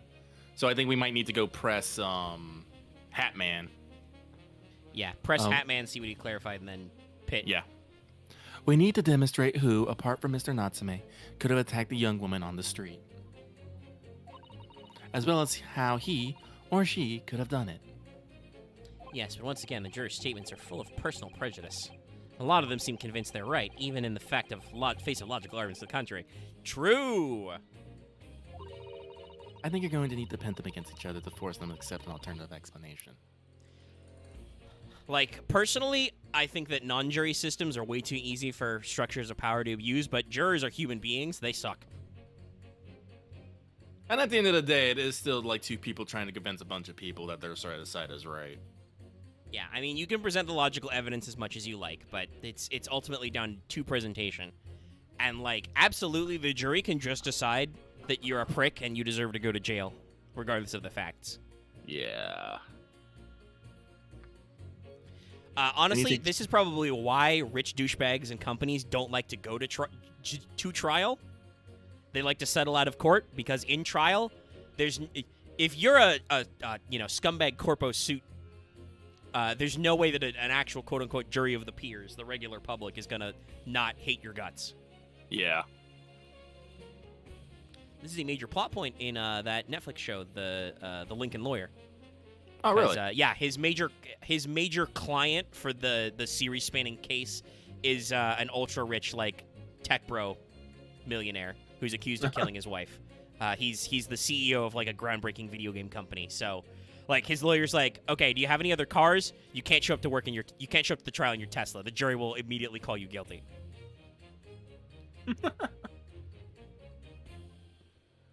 Anyway, yes, I need to do the thing.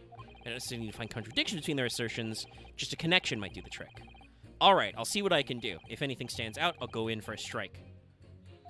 I feel like this game should have a ask for advice button that just does this, and you otherwise don't actually have to listen to this stuff. Yeah, they're not structured that way, like, ever since the beginning. But that would help if, like, instead of...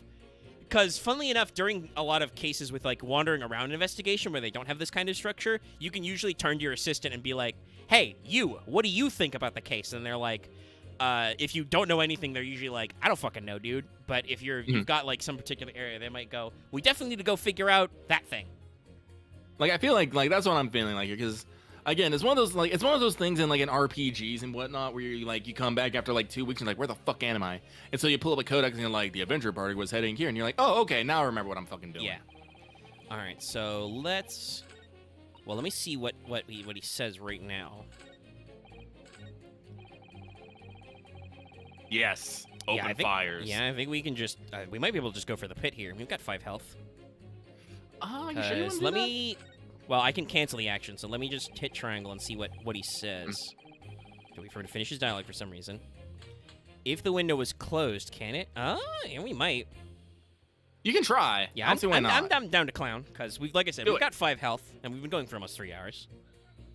Objection. Oh, I think the the music music. stopped.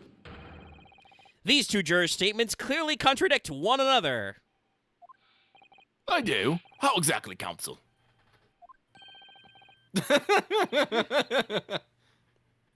Don't point at me again. I told you it wasn't me. I'm just ready to snap to her at any time. Hey? What's that? What's she say? Speak up, lad. Speak up. Juror number 3. Do you see? Oh, me? See what, sir? Did you hear juror number 6 account of his birthday celebrations last year? This is so random, but smug sword grip. I love it. It seems, despite being a Londoner, he once opened his windows in the middle of winter. Well, yes, of course, because it was an emergency. I mean, obviously, if the room was filled with smoke from a fire, then you'd be mad not to open the... Gotcha!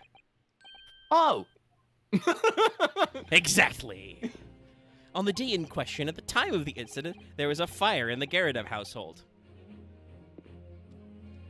And Mr. Garadeb had the following to say about it. I love how we don't have... By the way, we're also way in the wrong here, because we're just like, oh, blah, blah, blah, this happened, and this guy had this to say about it. Like, they just take our word for it. That's true. We did not actually submit any of this as evidence. But I'm going to call fair cop because this is literally what Van Zyke does. Oh, no.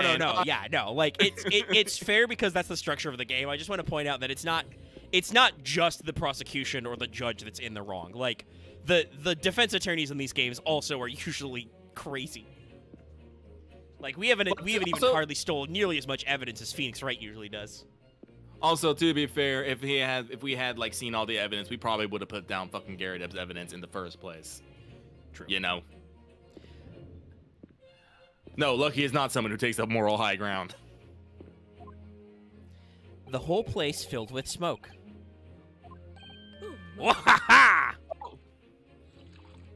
Gotcha, bitch! Juror number 4, do you have something to say about that? Also, did you see her fucking chugging tea? Was she double fisting teapots? Mm-hmm. Oh, no, she's just... Oh, my God, she's slamming back the cups. Holy shit. Miscarried him. Oh, dearie me. What is the meaning of this? I know you're implying that I'm hiding who I really am.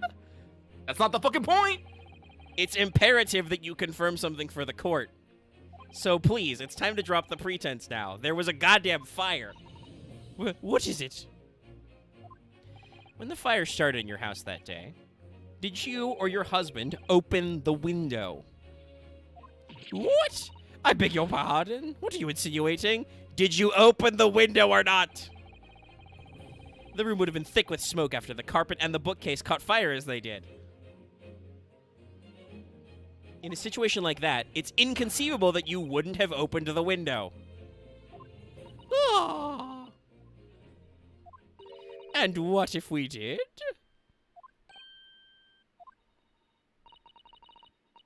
Oh, all right then. Yes, you're right. My husband was frantically trying to open the window. Which kind of uneasy since I continue to give him a justly deserved battering. Bailiff? We're all court mandated reporters. We just heard her admit to a crime. Even though your house was on fire? Actually, funnily enough, I do think in some cases, like, a woman beating on a man would not be considered a crime. I think it wasn't until, like 2011 that, like, what was it? That basically, like, laws on rape and whatnot had to be changed to specify that it could happen to either a man or a woman. Yeah, I mean, they're definitely... I could see the... That would be Van Zykes' responsibility as the prosecutor to see whether or not you prosecute. He just might be like, nah, fam. Yeah. Oh, you never stop throwing until the anger subsides. It would be terribly bad for the nerves to do otherwise. That is. Red flag, everybody. Blow the whistle. Of course, I should have realized. That's a significant step forward, Mr. Naruhodo. You've managed to establish that the window was open. You simply must have that added to Mrs. Garridip's formal statement. Yeah, sure, that's how this works. Okay, now that you mention it, yes, the window is open. Forgotten, but it's true. Okay, so we can press her on that, or... Yeah, she's thinking about the stabbing. I mean, we could press fair play about that, because he just says the books, not the knife, as evidence. We do have this fucking knife we haven't done anything yet with. I feel like we're going to have to press somebody. I'm just not sure who. Also, by the way, technically that... Oh, actually, yeah, let's run through that again and not do her interrupt. I just realized, because these guys didn't switch. I don't think we finished that line. Let me see. Is he saying the same thing, or did he change his line? Oh, no. Okay. The window could have been open. All right, so he changed that as well. Interesting. Where do we want to go from here? I think we have to try with one of the first two. All right, let's just. I don't think they're not, the badge isn't pulsating, so I think we're not in danger. So we'll just go for a press. But as we now know, there were 4 books, not 3. Well, what difference does it make? There's every possibility that the 4th book belongs to the defendant's landlord. Yes, that's the part I have a problem with. Sorry? Well, at the point the woman was stabbed, this landlord fellow was at home, wasn't he? Enjoying a fiery scrap with his wife or something, you said. That's not exactly how I put it, no.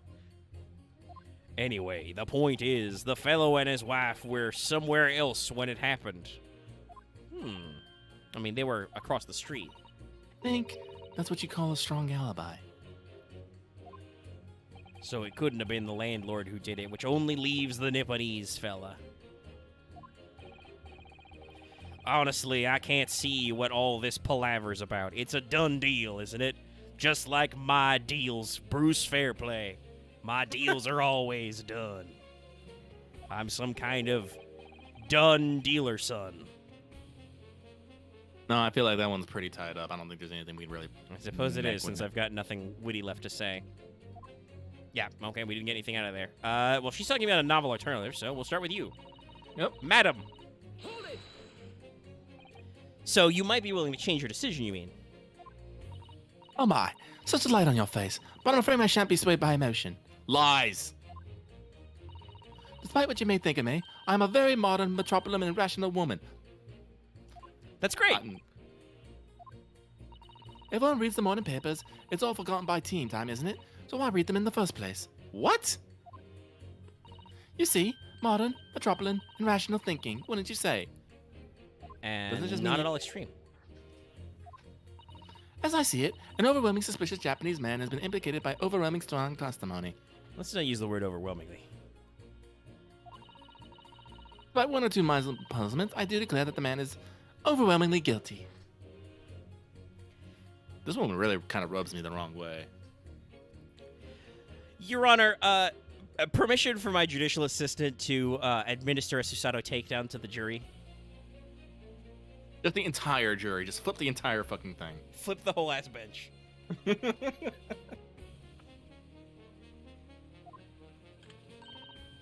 Modern, metropolitan, and rational logic. What did you say? No.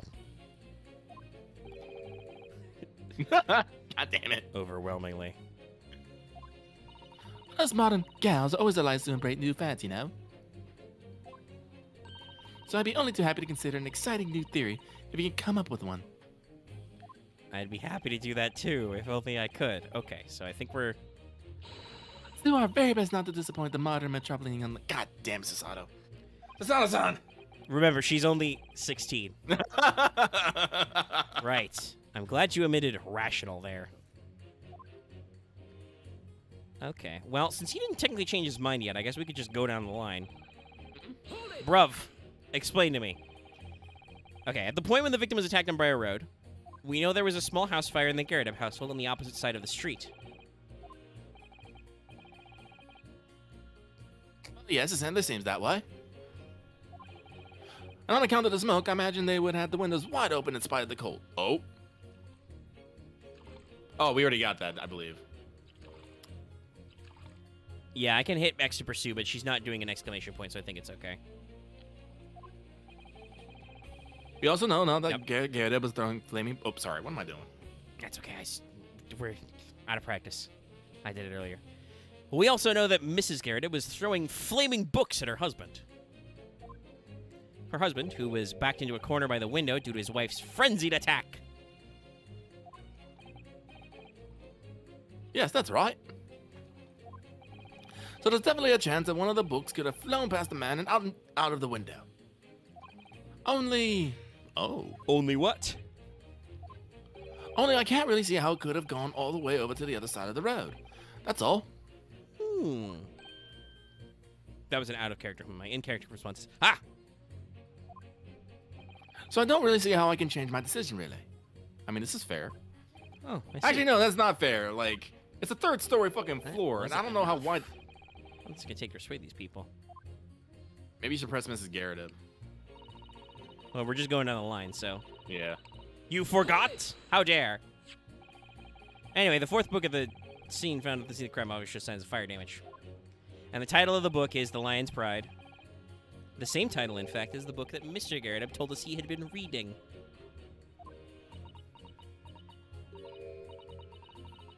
Well, I really couldn't say.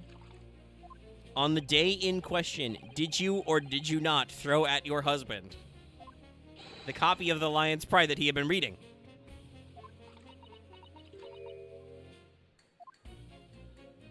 I did. It was the first thing I could lay my hands on, so I hurled it straight at him. And now that you come to mention it, yes.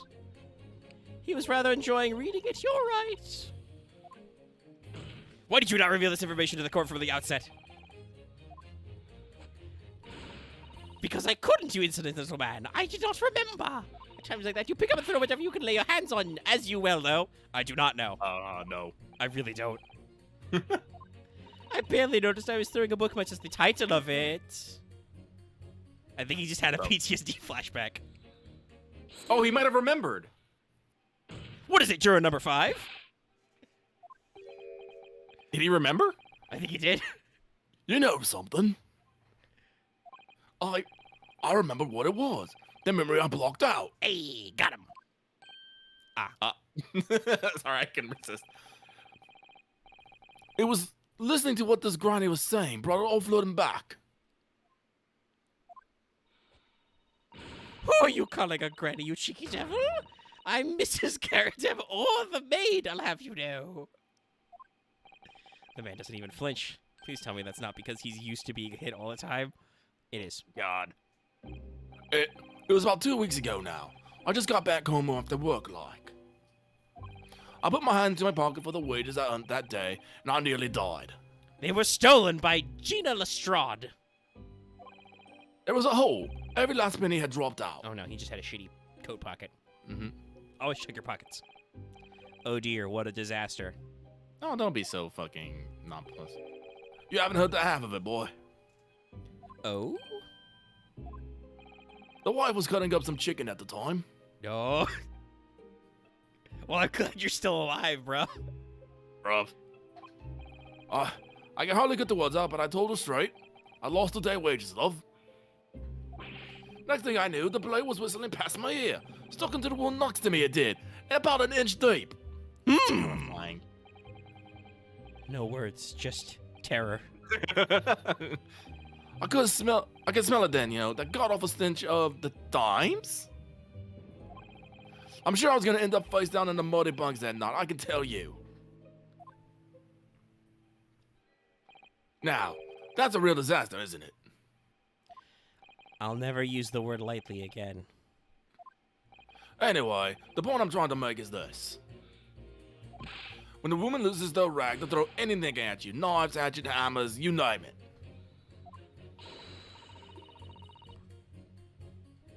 Mr. Naruhodo, you mustn't think that all women are so short-tempered and unrefined.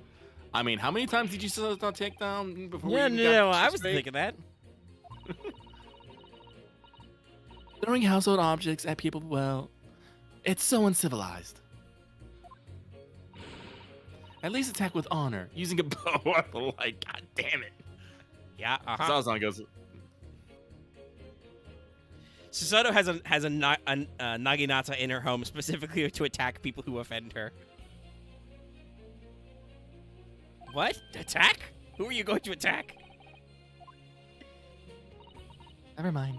Anyway, this man's words could be rather significant, I think. Okay, well, come back to the bow and arrow thing later, if I dare.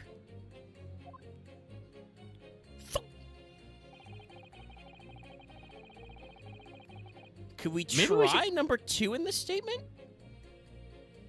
I think so. Because she's the one who explicitly mentioned the knife. All right, we'll do it. We're still full health, so. Objection. The music did cut Oh, out again. music.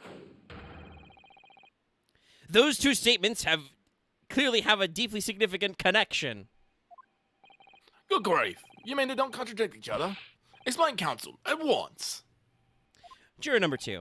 Do you think perhaps that this could be one such novel alternative? Oh my, whatever do you mean? An alternative explanation as to how the victim was stabbed in the back.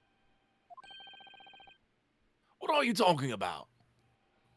We've demonstrated that the 4th book, The Lion's Pride, that was found at the scene of the crime, originated in Mr. Garrett's room on the top floor of his house.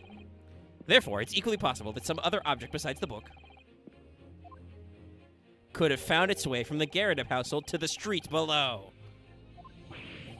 What's that now? After all, Mrs. Garrett could have thrown any number of different objects at her husband. Isn't that right, juror number 4? What are you insinuating now, you little beanpole? Careful, lady. I have a sword. I'm beginning to think that ever since the true origins of this book came to light, perhaps she's had a feeling this might be what happened. Now, you listen here, you Eastern Gala. As the foreman of this jury, I demand a straight answer. You give us this yarn about some other object making its way out of the house, but what? What was it? Well, thank you for setting up the pitch. Just inhale. Taking a big gamble here. That was a bold accusation to make. And I haven't got any real evidence to back it up.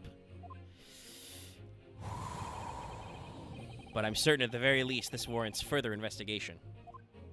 All right, Mr. Foreman, I'll try to explain the defense's theory.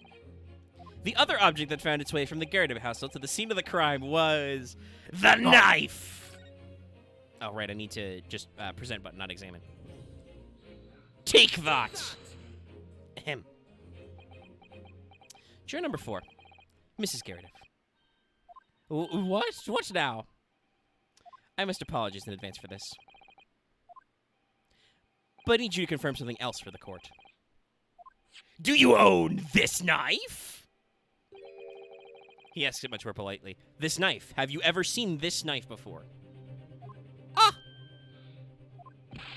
Lord Counsel, what on earth are you doing? That's the weapon that was lodged into the victim's back, man. Correct! My lord, remember that when the victim was attacked, Mr. and Mrs. Garrett were in the throes of an argument. Mrs. Garrett was hurling anything she could at her husband, who had been backed up against the window, a window that had been opened to clear the smoke, through which a book had sailed to land at the crime scene. You can't seriously believe that. The book was found in the victim's grasp.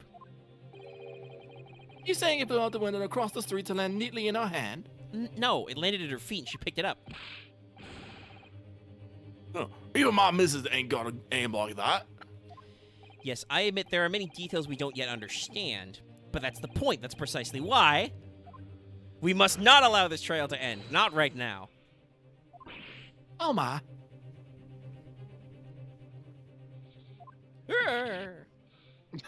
That's the weakest error. I can't really do my old prospector voice and have a lot of energy. You got to be creaky and breaky. There's gold at them our hills. Mrs. Garrett, your answer, please. Have you seen this knife before or not? Oh, Ah!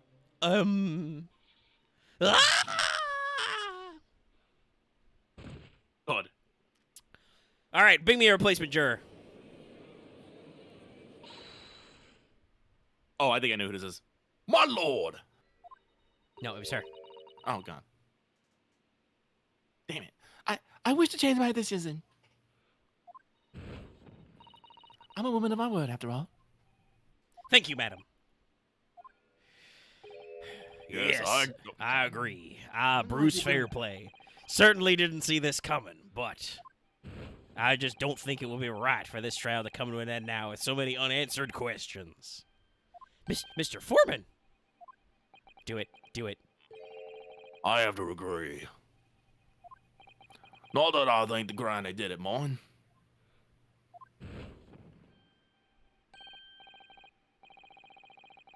Yes, you know, I'm not quite happy about this at this moment either. All together together. now, ladies and gents. All right, cool. We got our 4 back. I guess we don't need Old Man to do anything, and Mrs. Garrett was passed the fuck out. Old man is literally didn't hear anything. What? What did you say? You gotta speak up, lad. We did it. Oh, congratulations, Mr. Naruhodo. So, as a result of the defense summation examination, a number of jurors' leanings have changed. Now Van Zyke is gonna be like, what the actual fuck?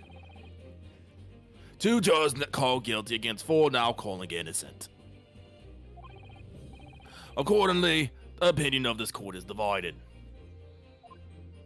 And this trial will continue. Whew, swag. Now Van Zyke is gonna just come in with the. Nope, we're just resetting. Oh, okay. So that's like 40 or 50 minutes. Good. Ask this question, Your Honor. Now then, Lord Van Zyks, how does the prosecution wish to proceed? I don't know. No. Ah! Dude, you can do this all while we're doing the summation examination. This trial is rapidly descending into a farce.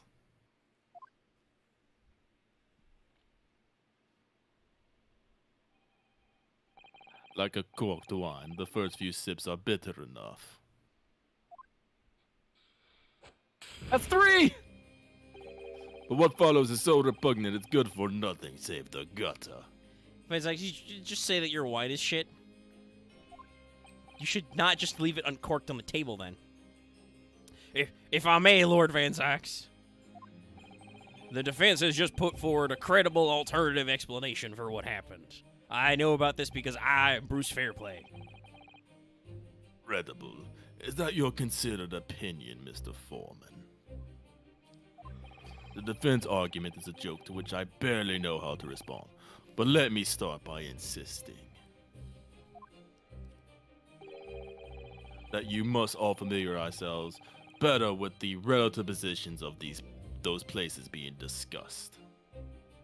What do you mean by that? What's his angle this time? Like, his literal angle. It should already be more than apparent that between the crime scene and the Geradeb's household runs a rather wide street, Briar Road. I mean, it is pretty far, but she was hucking with all her might. I don't know. You're the man who said that Natsume could jump 2 meters. Also, it's 3 stories up. True. That's a height advantage. That's a lot of angle. 15. Okay, it's 15 yards. That's not that hard to huck something. That's not that far. Really. Yeah. Which means the distance from the Geradeb's house to the scene is some, yes, 15 yards. Let me see. 15 yards. That's around 14 meters. 14 meters? Oh, that's a little farther than I'd imagined. Lie. I mean, you were there, Ryunosuke. You should know. And as you ladies and gentlemen of the jury rightly noted, as having potential significance, the 4th book was found in the victim's clutches. Honestly, I feel that strengthens my argument. In other words, that smoldering book, wantonly heard by the lady of the house, traveled some 15 yards to land on the opposite side of the road, neatly between the collapsed victim's fingers and thumb. No, that's not what we're saying, Van Zyx. We're saying it went to it went out into the street somewhere, and she picked it up.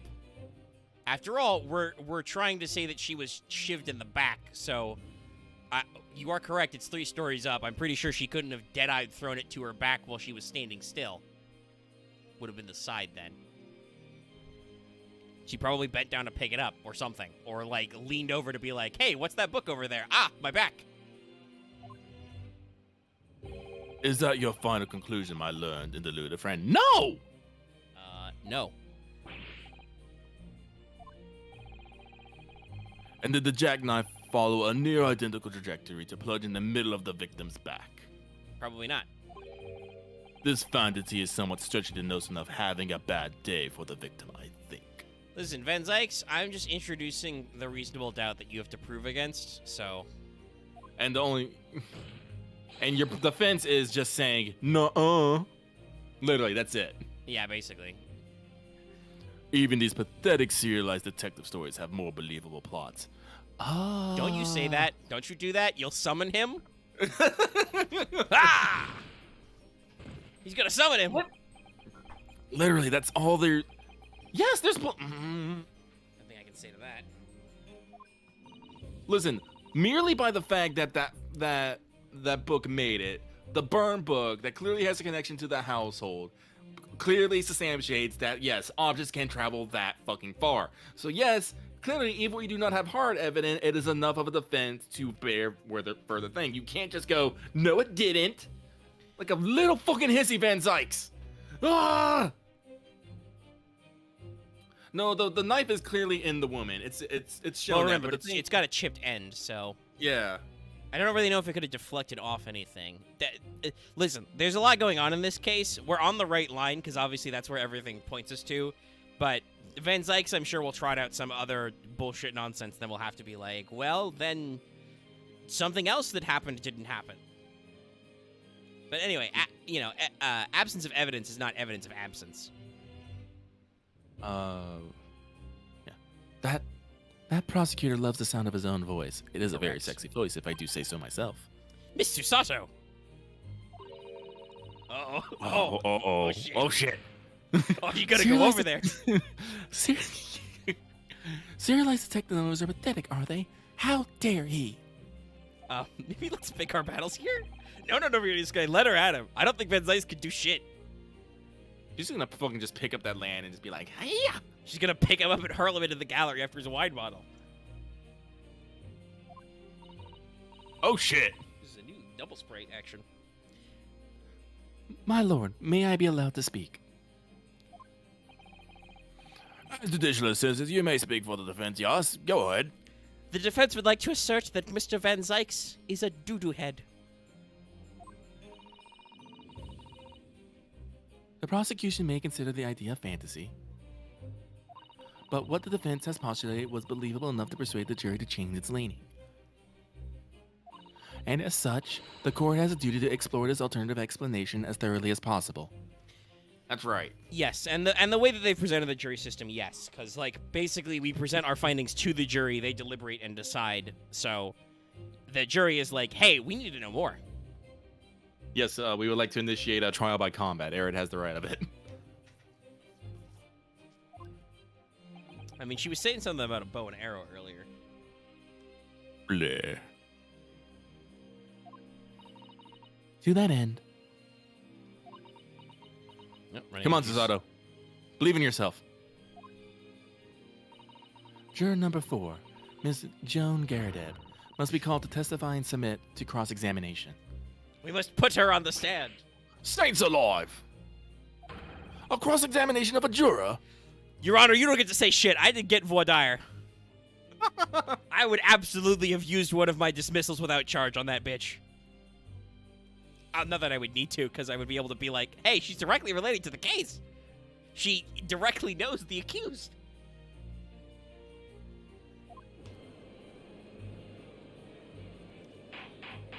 Order! Order! Order! Well, this is highly irregular. It is unprecedented for a member of the jury to be summoned to the witness stand. You should do your jury selection better. Objection. Ah! Ah! No, the bottle! Second one in the gallery. There is so much vintage wine carnage happening in this courtroom. Those guys behind him in the gallery have to have gotten, like, contact drunk. He is aromatized so much wine. And unnecessary. Lord Van Zeiss, Whoa. there are already witnesses in the stand whose testimony the defense may further cross-examine. If my learned friend's fossil theory has any truth in it, then both the burning book and a jackknife must have flown through the sky before this couple's eyes. True-ish. And we must assume that they be able to testify accordingly.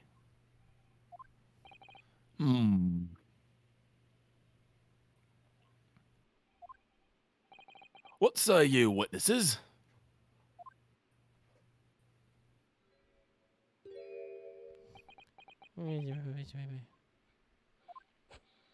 Yes, sir. Constable Verily beat reporting for duty, sir. What? Well,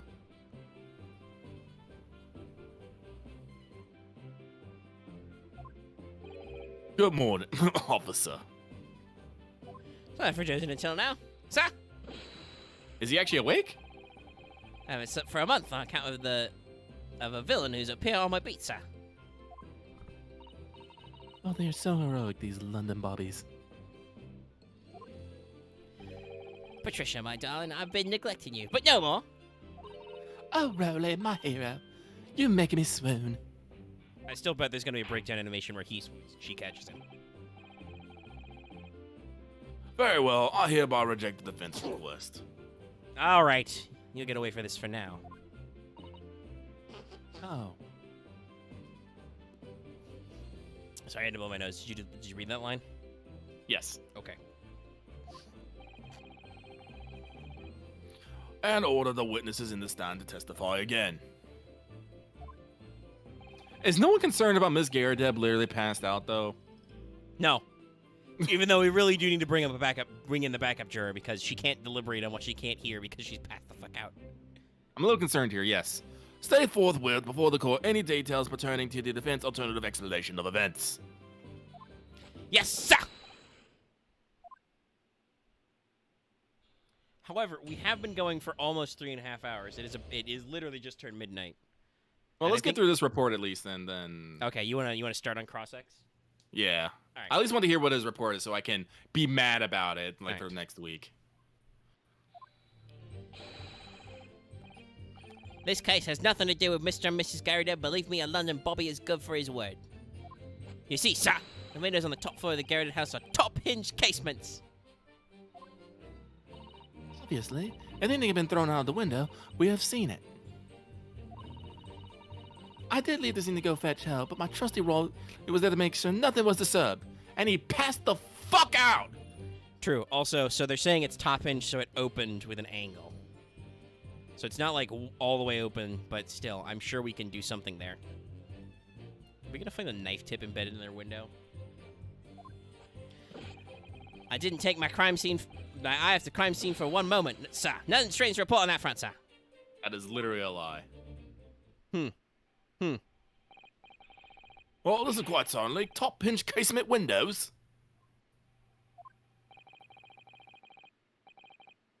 That detail was not in the police report, Constable. Yes, I'm sorry about that. I must have been a little drowsy, sir. Ahem. You cannot excuse your hands with drowsiness every time, Constable. Now, sir. Sorry, but, what exactly is a top-hinged casement window? I only understand screens that slide. Possibly shutters. Doji. And you. You cannot excuse your ignorance with such trite remarks, my learned friend. I literally got here like 3 fucking days ago. Of course, sorry, but also I don't know anything about your architecture style. I found it, Mr. Naruhodo. Cast your man back to the windows in Mr. and Mrs. Garibed's room. All right, I'll try. Flashback, back.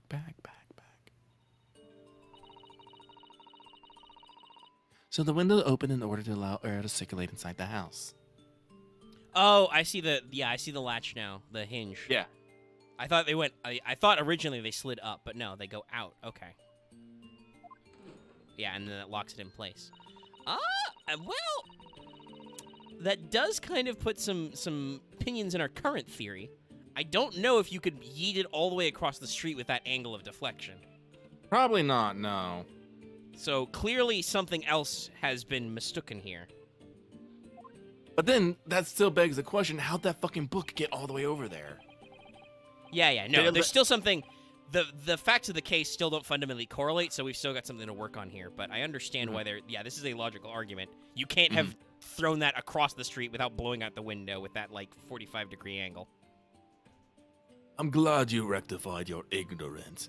A casement's window's most prominent feature is its stay, a metal bar which prevents the window from being opened beyond a certain amount.